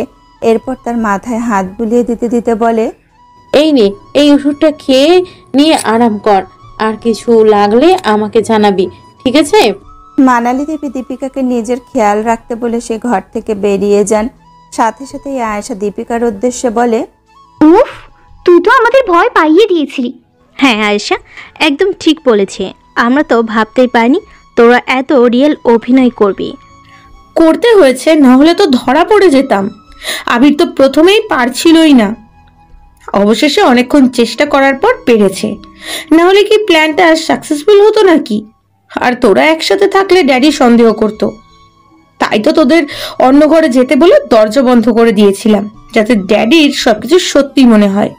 এবার নিশ্চিন্ত হয়ে থাকা যাবে, আপদ বিদায় হয়েছে। আর তোরা শোন, কথাটা যেন কেউ না জানতে পারে, বুঝেছিস? কথাটা শুধু আমাদের তিনজনের মধ্যেই থাকবে। সেই ঘটনার পর ইতিমধ্যে বেশ কিছুদিন কেটে গেছে। দীপিকাও বাড়িতে থাকতে থাকতে হাঁপিয়ে উঠেছে, তাই আজকে তার বন্ধুদের সাথে বেরোনোর সিদ্ধান্ত নিয়েছে সে। দীপিকা সিঁড়ি দিয়ে নিচে নেমে আসতে দেবাশিস বাবু বলেন, আরে দীপিকা মা, কোথায় বেড়াচ্ছিস? শরীর কেমন আছে এখন? আগের থেকে অনেক ভালো আছি ড্যাডি। আসলে বেশ অনেকদিন হলো বাড়িতেই আছি, আর ভালো লাগছে না, তাই ভাবলাম যে আয়েশা আর মুস্কানের সাথে একটু ঘুরে আসি। আরে এটা তো খুব ভালো কথা। সত্যি এতদিন বাড়িতে থাকতে ভালো লাগে নাকি? শোন, খুব ভালো করে এনজয় করবি, বুঝেছিস? আর নিজের খেয়াল রাখবি।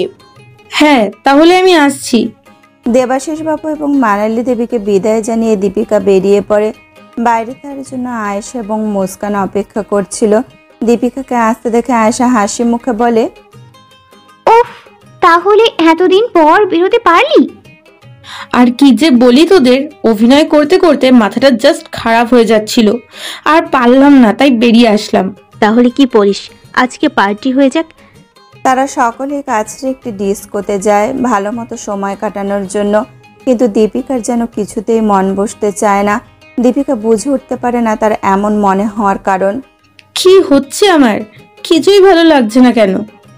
দীপিকা সেখানে আর দাঁড়ায় না, ভিড় পেরিয়ে বাইরের দিকে যেতে আরম্ভ করতে আয়েশা পেছন থেকে বলে ওঠে, কি রে, কোথায় যাচ্ছিস? আমার না ভালো লাগছে না, তাই বাড়ি চলে যাচ্ছি। কেন রে, শরীর খারাপ লাগছে নাকি?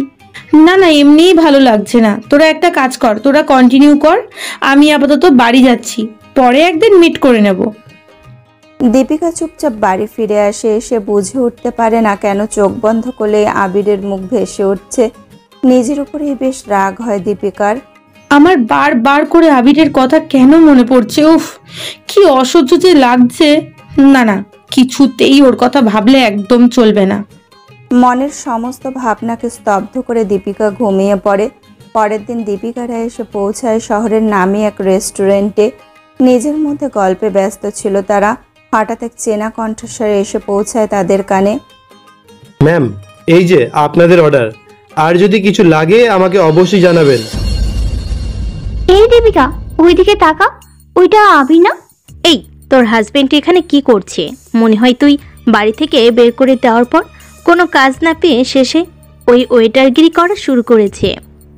ও আমার হাজবেন্ড ছিল, আর তোরা কি করে ভাবলি একটা ওয়েটার আমার মতন কারোর হাজবেন্ড হতে পারে?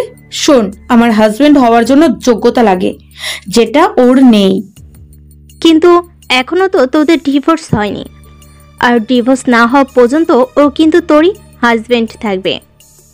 কি রে দীপিকা, তুই ডিভোর্সের জন্য অ্যাপ্লাই করিসনি নাকি? দেখ, আজকে আমরা দেখতে পেলাম আবির ওয়েটারের কাজ করছে, কিন্তু কাল যদি অন্য কেউ জেনে যায় তোর হাজবেন্ড একজন ওয়েটার, তাহলে কিন্তু তোর সম্মান থাকবে না। এই দাঁড়া, দেখা, যখন পেয়ে গেছি একটু মজা করিনি। এই যে ওয়েটার, একটু এইদিকে শোনো। হ্যাঁ ম্যাডাম, বলুন। আবির সেখানে দীপিকাদের দেখতে পেয়ে বেশ অবাক হয়ে যায়, কিন্তু পরক্ষণেই নিজেকে সামলে নেয়। কিন্তু দীপিকা এতটাই রেগে যায় যে সামনে থাকা গ্লাসের জগটা তার মুখে ছুঁড়ে বলে, বলার মতন আর কি রেখেছো তুমি? হ্যাঁ, তোমার জন্য আমাকে এতটা অপমানিত হতে হচ্ছে? আমার জীবন থেকে যাওয়ার জন্য কত টাকা চাই তোমার? দীপিকা সেই আচরণ দেখে সবাই খুব অবাক হয়ে যায়, বিশেষ করে সেই রেস্টুরেন্টের কর্মচারীরা। তারা দীপিকাকে আটকাতে গেলে আবির আর চোখে তাদের থামিয়ে দেয়। দীপিকা হয়তো আরও কিছু বলতে যাচ্ছিল, ঠিক তখনই রেস্টুরেন্টের ম্যানেজার সেখানে উপস্থিত হয়ে বলে, কি হচ্ছে কি এখানে? কি করেছে তুমি আবার? হ্যাঁ, আমাকে ক্ষমা করে দিন স্যার। এক্ষুনি ওদের কাছ থেকে ক্ষমা চাও। আমাকে ক্ষমা করে দেবেন আপনারা। আমিও ওর হয়ে ক্ষমা চাইছি, আপনাদের কাছে ক্ষমা চাইছি। প্লিজ আপনারা রাগ করবেন না। রাগ করার কিছুই নেই, কিন্তু আমার আর থাকতে ভালো লাগছে না। তোরা কি আমার সাথে যাবি না নাকি? দীপিকা রেগে গটগট করে সেখান থেকে বেরিয়ে যায়। সাথে সাথে সেই রেস্টুরেন্টের ম্যানেজার আবিরের কাছে ক্ষমা চাওয়ার ভঙ্গিতে বলে, আপনি ঠিক আছেন তো স্যার? আমাকে ক্ষমা করবেন। না না, তুমি একদমই ঠিক কাজ করেছো। তোমার বুদ্ধির জন্যই দীপিকা আমাকে সন্দেহ করেনি। ওকে কোনোভাবেই বোঝাতে দেওয়া যাবে না আমি আসলেই কে। আবিরের সেই কথাতে সকলে ততটাও আশ্বস্ত হয় না, তাই তাদের উদ্দেশ্যে আবির বলে ওঠে, আমি একদম ঠিক আছি, তোমরা সবাই নিজেদের কাজে ফিরে যাও, অতিথিরা অপেক্ষা করছে। দীপিকা রাগী মুখ করে বাড়িতে ফিরে আসতেই মানালি দেবী খানিক চিন্তিত হয়ে যান। কি হয়েছে দীপিকা বেবি, তুই এত রেগে আছিস কেন? আমার জীবন থেকে কেন যাচ্ছে না ও? কে তোর জীবন থেকে যাচ্ছে না? কি হয়েছে আমাকে বল। আমি ড্যাডিকে জিজ্ঞেস করতে চাই, তুমি আমাকে আবিরের সাথে কেন বিয়ে দিয়েছিলে? তুই হঠাৎ আমাকে কেন প্রশ্ন করেছিস? তুমি জানো আজকে ওর সাথে আমার দেখা হয়েছিল? কি বলছিস কি তুই? ও কিছু করেনি তো তোকে? কিছু করার মুরত আছে নাকি ওর? ও শুধু আমাকে লোক সমাজে অপমান করতে পারে। তুমি জানো মা, আজ আমি রেস্টুরেন্টে গিয়ে দেখি ও খাবার সার্ভ করছে। ছি ছি, লজ্জায় আমার মাথা কাটা গেছে। আমি নাকি এমন ছেলেকে বিয়ে করেছিলাম যে একজন ওয়েটার। তুই চিন্তা কেন করছিস? আর তো 2 মাস বাকি, তারপর ওর সাথে আমরা তো ডিভোর্স দিয়ে দেব। তারপর ও যা ইচ্ছে করে বেড়াক, আমাদের কি? তুমি ঠিক বলেছো মম, আমিও তাই চাই। এই 2 মাস যেন তাড়াতাড়ি কেটে যায়। দীপিকা সেদিন মন খারাপ করে বাড়ি ফিরে আসার পর থেকেই তার বন্ধুরা চেষ্টা করে চলেছিল দীপিকাকে মানানোর। অবশেষে 1 সপ্তাহের চেষ্টার পর দীপিকা আজ আবারও তার বন্ধুদের সাথে বেরোতে রাজি হয়। তাই আজ তারা পুরোপুরি চেষ্টা করবে যাতে দীপিকা মন খুলে আনন্দ করতে পারে। তাই তাদের বলে দেওয়া ঠিকানায় এসে পৌঁছাতে আয়েশা বলে ওঠে, কি রে, রাগ কমেছে? সেদিন তো তুই রাগ দেখিয়ে বেরিয়ে গেলি, কিছুই খেলি না। তাই আজ আমরা ডিসাইড করেছি যে তোর প্রিয় রেস্টুরেন্টে যাব। দেখ, ওখানে তো আর আবির আসতে পারবে না, অত বড় জায়গায় খাবার সার্ভ করার মতো যোগ্যতা ওর নেই। আর আমি আমাদের জন্য আগে থেকে রিজার্ভেশন করে রেখেছি। আয়েশা নিজের কথা শেষ করার সাথেই দীপিকা তাদের জন্য নির্ধারিত জায়গার দিকে এগিয়ে যেতেই কিছুটা দূরে দাঁড়িয়ে থাকা আবিরকে সে দেখতে পায়। তুই আর জায়গা খুঁজে পেলি না, হয়ে গেল। দীপিকা আজ আবারও নিঘাত না খেয়ে চলে যাবে। এই আমি কি করে জানবো আবির এখানেও চলে আসবে? নির্ঘাত ওকে তাড়িয়ে দিয়েছে। আমারও কিন্তু তাই মনে হয়। সেদিন দীপিকায় ওই কাণ্ডটা ঘটানোর পর ওকে হয়তো বের করে দিয়েছিল, তারপরই নিশ্চয়ই এখানে কাজ পেয়েছে। কিন্তু আমি ভাবছি এখানে ওকে কাজ দিল কে? এত বড় একটা জায়গায় কাজ করার জন্য তো যোগ্যতা লাগে। দেখ না, নিশ্চয়ই কারোর পায়ে ধরে এখানে কাজটা পেয়েছে। আমার কিন্তু অন্য কিছু মনে হচ্ছে। আমার মনে হচ্ছে এখনো ও দীপিকাকে ভুলতে পারেনি, তাই ওর প্রিয় জায়গাটা খুঁজে সেখানে কাজ নিয়েছে। যদি কখনো দেখা পেয়ে যায়। বাপারে, কত ভালোবাসা! আমি তো নিতেই পারছি না। দীপিকার নিজেকে ভীষণ অপমানিত মনে হয়, আর এক মুহূর্ত সেখানে তার দাঁড়িয়ে থাকতে ইচ্ছে করে না। তাই সামনের রিসেপশন এরিয়ার দিকে এগিয়ে যায় সে। সরি, আমরা রিজার্ভেশন ক্যান্সেল করতে চাই, আর আমাদের টাকাটা ফেরত দিতে হবে না। দীপিকার সেই কথা শুনে রিসেপশনে থাকা মেয়েটি কিছুটা অবাক হয়ে যায়। এরপর সে আর চোখে আবিরের দিকে তাকালে সে তাকে কিছু ইশারা করে। এরপর সেই মেয়েটি দীপিকার উদ্দেশ্যে বলে, না না ম্যাম, এমনটা কি করে হয়? আপনি সিট ক্যান্সেল করেছেন, কিন্তু আমরা টাকাটা রেখে দেবো। আমাদের এই রেস্টুরেন্টে এমন নিয়ম নেই। 1 মিনিট দাঁড়ান, আমি এক্ষুনি টাকাটা ফেরত দিচ্ছি। না, টাকাটা আমাকে দিতে হবে না, বরং ওই যে ওয়েটারটাকে দেখতে পাচ্ছেন ওকেই দিয়ে দেবেন, যদি জীবনে কিছু করতে পারে। আপনি কি ওনাকে চেনেন? দীপিকা কিছু বলার আগে আয়েশা জবাব দিয়ে দেয়, আশ্চর্য, আমরা ওই ওয়েটারকে কিভাবে চিনবো? আসলে আমাদের বান্ধবী অনেক উদার মনের মানুষ, আর কখনো কোনো ভিখারিকে খালি হাতে ফেরায় না। তাই আর কি, আপনি টাকাটা ওকেই দিয়ে দিন। আচ্ছা ম্যাম, আপনি যখন বলছেন সেটাই হবে। দীপিকা, তুই কি আজকেও খালি মুখে বাড়ি ফিরে যাবি? হ্যাঁ, আমার খাওয়ার আর ইচ্ছা নেই। তোদের যদি খেতে ইচ্ছে করে তাহলে তোরা খেতে পারিস, আমাকে ছেড়ে দে। নিজের কথাগুলো বলেই দীপিকা সেখান থেকে বেরিয়ে যায়। প্রায় আধ ঘন্টা পর এক প্রকার রাগে গজগজ করতে নিজের বাড়িতে ঢুকে দীপিকা। আমি ভুল ভেবেছিলাম যে ওর দ্বারা আসলেই কিছু হতে পারে। সেদিন অত অপমান করলাম, তারপর আবার সেই একই কাজ করছে। সত্যি মা ঠিক কথাই বলে, ভিখারিরা কোনোদিনও বড়ই হতে পারে না। আর আমি বা ভাবছি কি, বড় কিছু করার ওর যোগ্যতা আছে নাকি? যে যেমন সে তো তেমনই কাজ খুঁজবে। ওর কথা ভেবে সময় নষ্ট করে কোনো লাভ নেই। এমনিতেই আরো কয়েক সপ্তাহ পরে আমাদের ডিভোর্স হয়েই যাবে। তারপর আমি ভালো দেখে কাউকে বিয়ে করব, যে আসলেই আমার যোগ্য হবে। লিভিং রুমে প্রবেশ করতে সোফার ওপর চিন্তিত মুখে বসে থাকতে দেখে দেবাশিস বাবুকে দীপিকা প্রশ্ন করে, বাবা কি হলো, এখানে বসে আছো? আজকে অফিস যাওনি? কোনো সমস্যা হয়েছে কি? এত বেলা পর্যন্ত তো তুমি কখনোই বাড়ি থাকো না। তোকে আর কি বলি রে মা, আমার চাকরিটা চলে গেছে। কি বলছো তুমি? হ্যাঁ রে, আমাদের যে প্রজেক্টটা করার কথা ছিল তার জন্য আমরা অনেক টাকা ইনভেস্ট করেছিলাম। তুই তো খুব ভালো করেই জানিস, বেশ কিছু সপ্তাহ ধরে আমাদের কাজের ওখানে সমস্যা হচ্ছে। হ্যাঁ, কিন্তু তুমি তো বলেছিলে যে সমস্যা অনেকটাই কেটে গেছে, এমনকি তোমরা ক্লায়েন্টও জোগাড় করতে পেরেছো। হ্যাঁ পেরেছিলাম, কিন্তু কেউ আমাদের সাথে বিশ্বাসঘাতকতা করেছে। আমাদের সেই আইডিয়া চুরি করে তাদের কাছে বিক্রি করে দিয়েছে। কি বলছো কি ড্যাডি? কে করেছে এই সব তুমি জানো? আরে মা, আমি জানি না কে করেছে, কিন্তু এই প্রজেক্টটা না পেলে যে আমাদের কোম্পানি পথে বসবে সেটা আমি জানতাম। আর দেখ তাই হলো। জানি না রে মা, আমি কোন পাপের শাস্তি পাচ্ছি। বাবা তুমি চিন্তা করছো কেন? তোমার এতদিনের যে জমানো টাকা আছে সেই দিয়ে তুমি নিচে একটা কোম্পানি খোলো। ইচ্ছা থাকলেও যে কোনো উপায় নেই। আমার কাছে যা জমানো অর্থ ছিল সবই এই প্রজেক্টের কাছে লাগিয়ে দিয়েছিলাম। তাহলে এখন কি হবে? আমি কিছু বুঝতে পারছি না। তোর মা এদিক ওদিক দেখছে, যদি কিছু জোগাড় করতে পারে। আর যদি কিছু না হয়? তাহলে এই বাড়িটা বন্ধক দিয়ে দিতে হবে, আর কোনো উপায় নেই। দেবাশিস বাবু সে কথাগুলো দীপিকার চিন্তার পরিমাণকে আরো বাড়িয়ে দেয়। ঠিক সেই মুহূর্তে মানালি দেবী সেখানে আসতেই দীপিকা জিজ্ঞাসা স্বরে বলে, মা কিছু জোগাড় করতে পারলে? আপাতত কিছু জনের কাছ থেকে কিছু টাকা ধার করে আনতে পেরেছি। মানালি দেবী ব্যাগের ভেতর দিয়ে থেকে টাকাগুলো বের করে টেবিলের উপরে রাখতেই দেবাশিস বাবু বলেন, এইটুকু টাকাতে কিছুই হবে না মানালি। আমি আরো কিছু জনের সাথে কথা বলেছি, তারাও আমাদের সাহায্য করবে বলেছে, কিন্তু আদৌ তাতে কতটা সাহায্য হবে বুঝতে পারছি না। সেদিনের পর থেকে প্রায় প্রতিটা রাতে এক প্রকার দুশ্চিন্তা করে কেটে যায় দীপিকার। আর তা হলো টাকাগুলো জোগাড় না হলে আজ যে বাড়িতে রয়েছে সেটাও হয়তো একদিন থাকবে না। এই চিন্তাটাই তার মাথা থেকে কিছুতেই যেতে চায় না। এইভাবে এক সপ্তাহ কেটে যায়, কিন্তু এতদিন না ঘুমানোর ফলে গতকাল রাতে বিছানাতে শোয়ার সাথে সাথেই ঘুমিয়ে পড়ে সে। তবে সকাল হতেই হঠাৎ চিৎকার চেঁচামেচির আওয়াজ এসে পৌঁছায় দীপিকার কানে। সকাল সকাল এত আওয়াজ কোথা থেকে হচ্ছে? মনে হচ্ছে নিচের থেকে আসছে। তড়িঘড়ি ঘর থেকে বেরিয়ে সিঁড়ি দিয়ে নিচে নামতেই সে দেখতে পায় দরজার সামনে দাঁড়িয়ে থাকা কিছু লোকেরা দেবাশিস বাবুকে এক প্রকার হুমকি দিচ্ছে। কি হলো? আপনি যে বললেন আমাদের টাকাটা ফেরত দিয়ে দেবেন। আমাদের আর একটু সময় দিন, আমরা ঠিকই আপনাদের টাকা দিয়ে দিব। দিয়ে দেবো বললে তো শুধু হবে না। আজ এর থেকে টাকা নিয়ে কাল ওকে দিচ্ছেন, কাল ওর থেকে নিয়ে আমাকে দিবেন, এভাবে কতদিন চালাবেন? দেখুন, আমরা কিন্তু খুব বেশি দিন আপনাদের সময় দিতে পারবো না, আর মাত্র 1 সপ্তাহ দিতে পারি।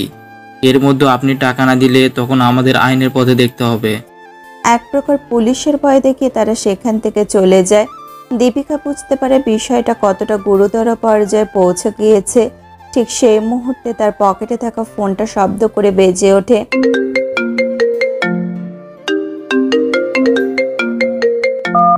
হ্যাঁ বল আয়েশা। কি রে, ওদিকে কি খবর? খবর একদম ভালো নেই রে। মম ড্যাডি কেউ ঠিক করে খাওয়া দাওয়া পর্যন্ত করছে না। টাকাটা কিভাবে জোগাড় হবে সবাই এটা ভাবছে, আর এত জায়গা থেকে দেনা হতে শুরু করেছে যে কিছুই বুঝে উঠতে পারছি না। আমাদের সেভিংসও প্রায় শেষ রে, কি করব কিচ্ছু জানি না। দেখ, আমি বুঝতে পারছি, কিন্তু এত চিন্তা করলে তো উপায় বেরোবে না। তবে আমি তোকে একটা রাস্তা বলতে পারি। তোকে আমার বাবার এক বন্ধুর কথা বলেছিলাম না, কয়েক মাস আগে ওনার ব্যবসাতেও বিশাল পরিমাণে লস হয়েছিল। তখন নাকি কোনো এক কোম্পানি থেকে উনি লোন নিয়েছিলেন, তারপর সব দেনা শোধ করে আবারও নিজের কাজ শুরু করেন। দেখ, কিছুদিনের মধ্যেই ব্যবসা আবার দাঁড়িয়ে গেছে।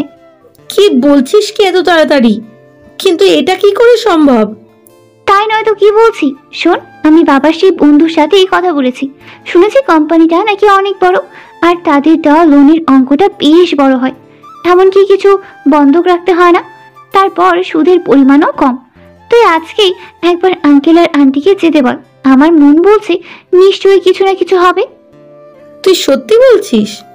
থ্যাঙ্কস আয়েশা, আমি তোর উপকার কোনো দিনও ভুলতে পারবো না। আয়েশা ফোনটি রাখার সাথেই দীপিকাকে সেই কোম্পানির ঠিকানা পাঠিয়ে দেয়।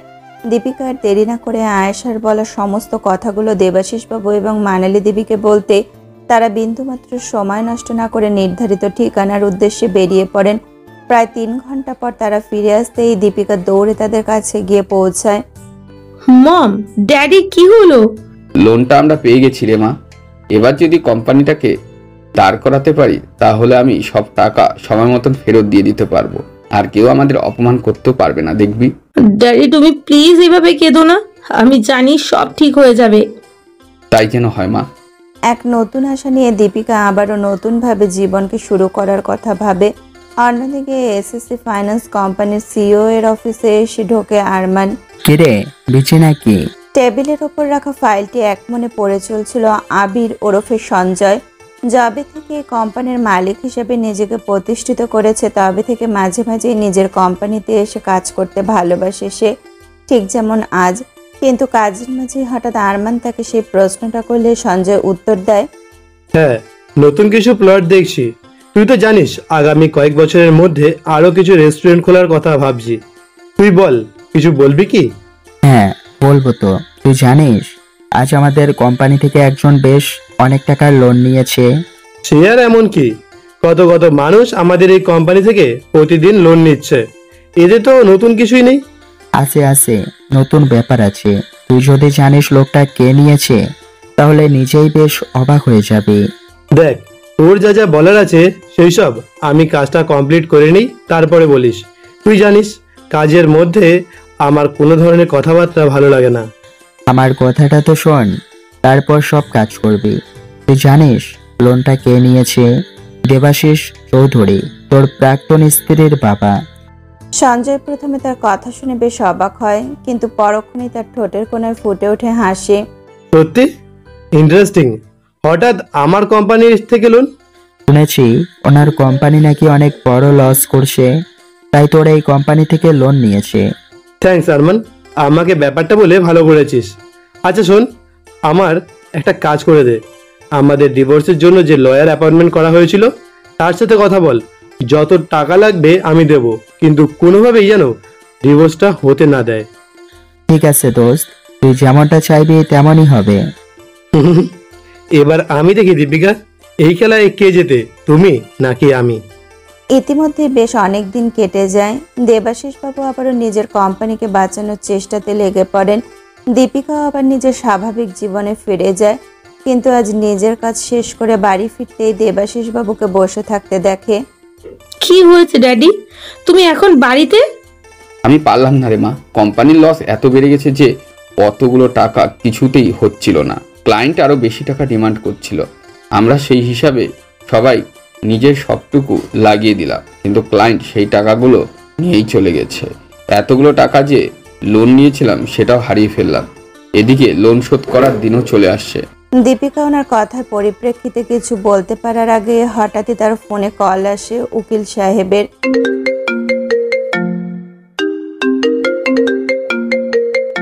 দীপিকা ম্যাডাম বলছেন তো আমার টাকাটা কি জোগাড় হয়েছে? দেখুন, আমি আপনাকে আগেও বলেছিলাম আর এখনো বলছি, টাকা জোগাড় না হলে কিন্তু আমি আপনাদের ডিভোর্সের করাতে পারবো না। মানে এসব কি বলছেন? আপনি তো সেই দিন বলেছিলেন যে আপনি আমাদের ডিভোর্স করিয়ে দেবেন, প্রথমে অর্ধেক টাকা দিলেই হবে। আমরা তো সেই মতন টাকাও জোগাড় করে আপনাকে দিয়েছিলাম। কিন্তু আপনাদের যা অবস্থা তাতে কোনোভাবেই আমি ভরসা পাচ্ছি না, তাই আপাতত এই ডিভোর্সের ব্যাপারে আমি আপনাকে কোনো সাহায্য করতে পারবো না। হ্যালো হ্যালো, আমার কথাটা একটু শুনুন। যা কেটে দিল। উফ, একের পর এক খারাপ কিছু হয়েই চলেছে। দীপিকা রেগে কথাগুলো বলতে কারো গলার স্বর ভেসে আসে দরজার সামনে থেকে। আসতে পারি কি? দেবাশিস বাবু তাকে ভেতরে আসতে অনুমতি দিলে দীপিকা প্রশ্ন করে, আপনাকে তো ঠিক চিনতে পারলাম না। আমি লোন কোম্পানি থেকে এসেছি। হ্যাঁ হ্যাঁ, বসুন। ধন্যবাদ। দেখুন দেবাশিস বাবু, আপনাদের যে সময় দেওয়া হয়েছিল তার মধ্যে যেটুকু পার্সেন্টেজ আপনাদের দেওয়ার কথা ছিল তা আপনারা দিতে পারেননি। আমি যত তাড়াতাড়ি সম্ভব আপনাদের টাকা সুদে আসলে দেওয়ার চেষ্টা করব। সে আপনি চেষ্টা করুন, তবে আমি আর কিছুদিন আপনাদের সময় দিতে পারবো। আপনাকে অনেক অনেক ধন্যবাদ। এখন এই ধন্যবাদ জানাবেন না, আপনাকে এই সুযোগটা দেওয়া হচ্ছে, তবে একটাই শর্তে। যদি আপনি এই সময়ের মধ্যে আমাদের টাকাটা ফেরত না দিতে পারেন তাহলে কিন্তু এই বাড়িটা আপনাদের আমাদের কাছে বন্ধক রাখতে হবে। আর এটা হলো আপনাদের এই বাড়ির পেপার, এখানে একটা সাইন করে দিন। দেবাশিস বাবু অবাক চোখে বেশ কিছুক্ষণ তাকিয়ে থাকেন আরমানের দিকে, যেন তার কথা বিশ্বাসই করে উঠতে পারেন না। অবশেষে সামনে টেবিলের ওপর রাখা পেনটি হাতে তুলে নিয়ে কাপা কাপা হাতে তাতে সই করে দেন। দীপিকা ওনাকে আটকাতে চাইলেও এক প্রকার অসহায় হয়ে সেখানে দাঁড়িয়ে থাকেন। নিজের কাজ শেষ করে আরমান সেখান থেকে চলে যায়। দেবাশিস বাবুও নিজের ঘরের দিকে পা বাড়ান, কিন্তু কিছুটা পথ যেতে হঠাৎই ওনার বুকে ব্যথা শুরু হতে থাকে এবং তিনি মাটিতে পড়ে যেতে থাকেন। দীপিকা ভয়ে চিৎকার করে ওঠে এবং দ্রুত ওনার কাছে গিয়ে তাকে ধরে নেয়। ড্যাডি, ড্যাডি কি হয়েছে তোমার? শরীর খারাপ লাগছে নাকি? দাঁড়াও, আমি এক্ষুনি ডক্টরকে কল করছি। দীপিকা ধীরে ধীরে দেবাশিস বাবুকে তার ঘরে নিয়ে যায়। এরপর সে আর কোনো সময় নষ্ট না করে সোজা ডাক্তারকে ফোন করে। কিছুক্ষণের মধ্যে ডাক্তারবাবু সেখানে এসে পৌঁছানোর সাথে দেবাশিস বাবুকে পরীক্ষা করেন। দেখো দেবশিকা, আমার বলতে খুব খারাপ লাগছে, কিন্তু ওনার শরীরের অবস্থা খুব একটা ভালো না। এত সেন্স কিন্তু বিপদ ডেকে আনতে পারে। আমি এখানে কিছু মেডিসিন লিখে দিচ্ছি, আর দেখবে কোনো রকম চিন্তা যেন উনি না করেন, সেটা কিন্তু একেবারে ঠিক হবে না। ডাক্তারবাবু ওষুধগুলো লিখে নিয়ে সেখান থেকে চলে যায়।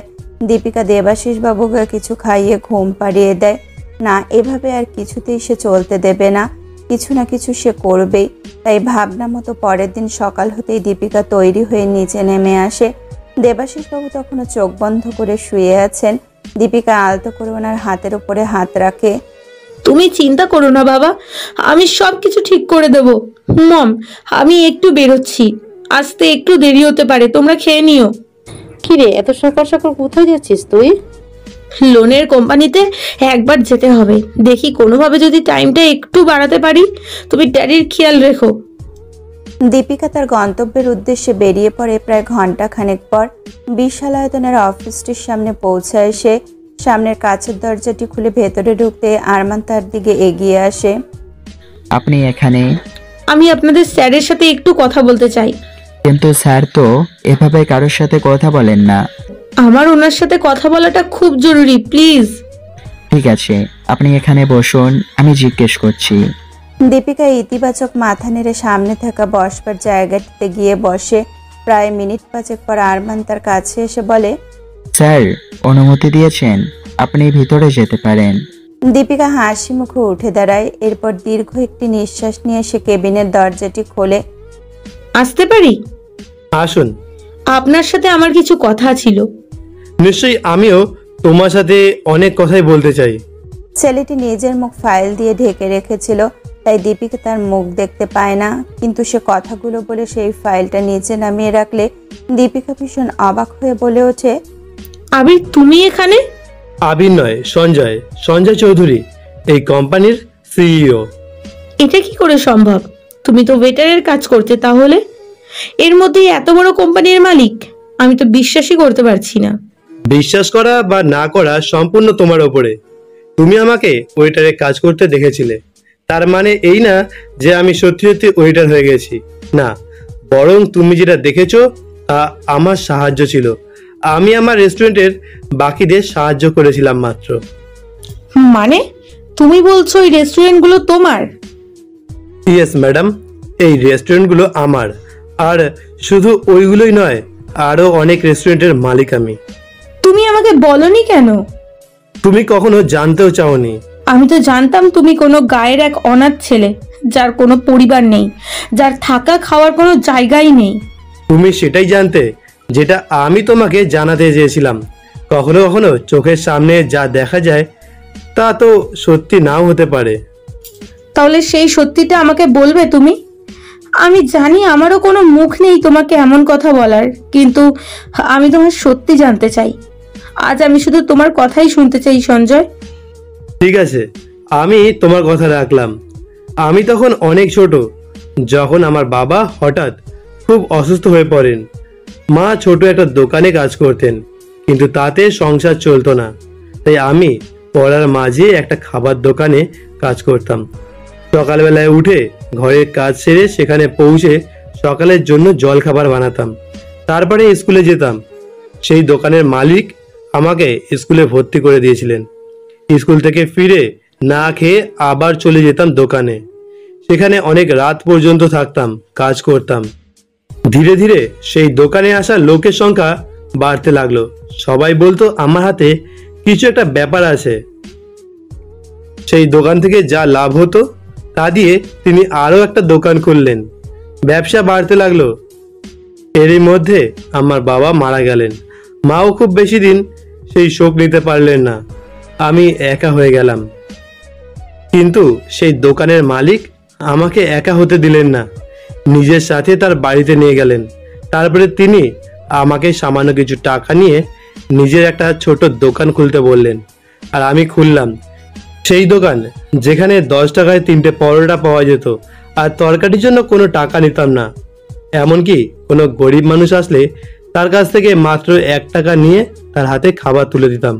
হ্যাঁ, প্রথমে আমার অনেকটা লস হতো, কিন্তু আস্তে আস্তে লাভ হতে লাগলো। হঠাৎ আমি শুনলাম আমার আগের দোকানের সেই মালিক নাকি খুব অসুস্থ। তিনি চান তার দোকানের মালিকানা আমার কাছে দিয়ে যেতে। আমি সেই মালিকানা নিলাম, কিন্তু তার পরিবর্তে নিজের মাথার উপরে শেষ স্বাদটুকু হারিয়ে ফেললাম। কিন্তু আমি থামিনি, বরং দিন রাত পরিশ্রম করে সেই ছোট দোকানগুলোকে একটু একটু করে বড় করলাম। তারপরে একে একে নানান রেস্টুরেন্ট খুলতে লাগলাম, আর আজ আমি এখানে। কথাগুলো বলতে বলতে সঞ্জয়ের গলা কেঁপে ওঠে। এক মুহূর্ত চুপ করে থেকে সে আবারও বলতে আরম্ভ করে, আমি তোমার মতো সোনার চামচ মুখে নিয়ে জন্মাইনি দীপিকা, তাই টাকার মূল্য কতটা সেটা আমি খুব ভালো করেই জানি। আর একটা কথা, টাকা দিয়ে আমি কখনোই বিচার করি না, বরং মানুষের কাছে মানুষের ব্যবহারটাই আসল। এখন তুমি নিশ্চয়ই ভাবছো তোমার সাথে আমার পরিচয় হলো কিভাবে? হ্যাঁ, আর কেনই বা তুমি নিজের ব্যাপারে আমাকে কিছু জানাওনি? কারণ আমি তোমাকে পরীক্ষা করতে চেয়েছিলাম। অফিসের কাজ শেষ করে যখন বাড়ি ফিরছিলাম, তখন আমি তোমাকে প্রথম দেখেছিলাম কিভাবে তুমি সেই অনাথ মানুষগুলোর মুখে খাবার তুলে দিচ্ছিলে। তোমার সেই ব্যবহার আমাকে মুগ্ধ করেছিল। তারপরে আমি খোঁজ খবর নিয়ে জানতে পারলাম যে কোনো আমেরিকান ফেরত এনআরআই এর সাথে তোমার বিয়ে ঠিক হয়েছে। আমি তোমাকে হারিয়ে ফেলতে চাই না, তাই নিজের নাম পরিবর্তন করে আমি তোমার কাছে গেলাম। আর তুমি আমার সাথে তোমার জীবন কাটানোর ইচ্ছের কথা বলেছিলে। আমি খুব খুশি হয়েছিলাম জানো, কিন্তু সেই খুশি যে এভাবে তুমি শেষ করে দেবে তা আমি বুঝতে পারিনি। দীপিকার দু চোখ জলে ভরে ওঠে। সে দু হাত জোর করে সঞ্জয়ের কাছে ক্ষমা চাওয়ার ভঙ্গিতে বলে, আমাকে ক্ষমা করে দাও সঞ্জয়, আমি সত্যি অনেক বড় ভুল করেছি। এ কি, তুমি আমার সামনে হাত জোর করছো? আমি জানি তুমি ভুল করেছো, কিন্তু তা বলে না সঞ্জয়, আমি যা করেছি তাতে আমাকে যা শাস্তি দেবে আমি সব শাস্তি মাথা পেতে নেব, কিন্তু দয়া করে আমার বাড়িটা বন্ধক নিও না। ড্যাডি তাহলে বাঁচবে না। তুমি যা বলবে আমি সব করতে রাজি, শুধু আমার ড্যাডিকে বাঁচিয়ে নাও। যা বলছো ভেবে বলছো তো? হ্যাঁ, আমি যা বলেছি ভেবেই বলছি। আমার সাথে তুমি যা ইচ্ছা করতে পারো, কিন্তু প্লিজ আমার পরিবারকে শেষ হতে দিও না। ঠিক আছে দীপিকা, তোমার পরিবারের দায়িত্ব এখন থেকে আমার, কিন্তু তুমি তৈরি থেকো দীপিকা তোমার শাস্তি পাওয়ার জন্য। এখন তুমি এসো। দীপিকা হ্যাঁ সূচক মাথা নেড়ে উঠে দাঁড়ায়। এরপর সঞ্জয়কে বিদায় জানিয়ে সেখান থেকে বেরিয়ে পড়ে। এরপর সে বাড়ি ফেরার সাথেই নিজের মা বাবাকে সমস্ত কথা বলে। দেবাশিস বাবু তা শুনে অত্যন্ত অবাক হয়ে যান। কি বলছিস কি তুই? আমি তো নিজের কানকেই বিশ্বাস করতে পারছি না। এতটা ভুল বুঝলাম আমার ছেলেকে। আমার তো লজ্জায় মরে যেতে ইচ্ছে করছে। না ড্যাডি, এইভাবে বলো না। তুমি তো ওকে অনেক ভালোবাসতে, বরং আমি ওকে ঘৃণা করতাম। তাই দোষ যখন আমার, তখন আমি সেই শাস্তির যোগ্য, তুমি নও। পরের দিন সকালবেলায় চৌধুরী ম্যানশনে এসে পৌঁছায় সঞ্জয়। দেবাশিস বাবু তার কাছে ক্ষমা চাইতে যেতেই সঞ্জয় ওনার হাত ধরে আশ্বাস দেয়, এ আপনি কি করতে যাচ্ছেন বাবা? এসব একদম করবেন না। আমি কখনো কি আপনাদের ওপরে রেগে থাকতে পারি? একদম নয়। আর আমি সিদ্ধান্ত নিয়েছি যে আপনাদের কোম্পানিতে আমি টাকা ইনভেস্ট করব। আর যিনি আপনাদের সাথে বেইমানি করেছে তার বন্দোবস্ত হয়ে যাবে। আমাকে শুধু একটু সময় দিন, আপনাদের কোম্পানি আবার ঠিক আগের মতো হয়ে যাবে। সঞ্জয় তাদের সেই কথা দেওয়ার পরে ইতিমধ্যে 1 সপ্তাহ কেটে গেছে। দেবাশিস বাবু এখন তার কোম্পানির বিষয়ে কোনো খবর পাননি, কিন্তু হঠাৎই তার কাছে কোম্পানির মালিকের কল আসে। দেবাশিস বাবু কলটি ধরতেই খুব অবাক হয়ে যান। কিছুক্ষণের কথোপকথনের পর ফোনটা রাখতেই দীপিকা জিজ্ঞাসু গলায় বলে, কি হয়েছে বাবা? সঞ্জয় আমাদের কোম্পানিতে ইনভেস্ট করেছিল, আর তার ইনভেস্টমেন্টের জন্যই নাকি অনেক অনেক নতুন ক্লায়েন্ট এসেছে। আমাদের কোম্পানির যা টাকা লস করেছে সেটা নাকি ফিরে এসেছে। আর আমাদের মালিক বলল যে আমরা আমাদের টাকাগুলো ফিরে পেয়ে যাব। আর যেভাবে প্রতিদিন নতুন নতুন ক্লায়েন্ট আসছে তাতে নাকি আমাদের কোম্পানি আরো অনেক উঁচুতে পৌঁছে যাবে। সঞ্জয় আমাদের বাঁচিয়ে নিয়েছে রে মা। দীপিকা আনন্দে দেবাশিস বাবুকে জড়িয়ে ধরে। তখনই দরজার উপর কারোর কড়াঘাতের আওয়াজ পাওয়া যায়। দেবাশিস বাবুরা তাকাতেই দেখেন যে সঞ্জয় দাঁড়িয়ে আছে। সে ভেতরে আসতেই দেবাশিস বাবু তাকে জড়িয়ে ধরে বলে, তোমাকে আমি কি বলে ধন্যবাদ দেব সঞ্জয়, আমি জানি না। আপনি সত্যি আমাকে ধন্যবাদ জানাতে চান বাবা? তাহলে আমি যা চাইবো আপনাকে তা দিতে হবে। আমার যত ক্ষমতা আছে আমি তার মধ্যে তোমার ইচ্ছে নিশ্চয়ই পূরণ করার চেষ্টা করব। তাহলে আপনার মেয়েকে আমাকে দেবেন বাবা? আমি ওকে বিয়ে করতে চাই, এবার আমার নিজের আসল পরিচয় দিয়ে। সঞ্জয় সে কথাতে দেবাশিস বাবু, দীপিকা এবং মানালি দেবী ভীষণ অবাক হয়ে যান। সঞ্জয় দীপিকার কাছে এগিয়ে গিয়ে বলে, বলো দীপিকা, তুমি কি শাস্তি মেনে নেবে? দীপিকার দু চোখ জলে ভরে ওঠে। সে সঞ্জয়কে জড়িয়ে ধরে বলে, আমি তোমার এই শাস্তি মাথা পেতে নিচ্ছি। আমিও তোমার সাথেই থাকতে চাই, তোমার সাথে আমার সারাটা জীবন কাটাতে চাই। দেবাশিস বাবু তাদের মাথায় হাত রেখে বলেন, সামনের শুভ তিথিতেই তোমাদের 4 হাত আমি এক করে দেব। আমি যে আমার ছেলেটার সুখ দেখতে চাই, তুইও তাই চাস না মা? হ্যাঁ বাবা, আমিও চাই এবার নিজের সবটুকু ভালোবাসা দিয়ে সঞ্জয়ের সাথে আগামী দিনগুলো কাটাতে। আর আমি শুধু আগামী দিন নয়, বরং আগামী জন্ম তোমার সাথেই কাটাবো। একে অপরের হাতে হাত রেখে এই নতুন জীবনের যাত্রা শুরু করে তারা, যে জীবনে শুধু থাকবে ভালোবাসার ছোঁয়া। আর হ্যালো বন্ধুরা, তোমরা যদি এই জন্মে আমাদের ফিলিংস হার্টবিটের সাথে থাকতে চাও তাহলে অবশ্যই Sanjay love story feelings heartbeat চ্যানেলটিকে সাবস্ক্রাইব করে নাও। আর অবশ্যই ভিডিওটাকে একটা লাইক করে দিও। আর হ্যাঁ, তোমাদের মূল্যবান কমেন্টটা কিন্তু কমেন্ট বক্সে জানাতে ভুলো না।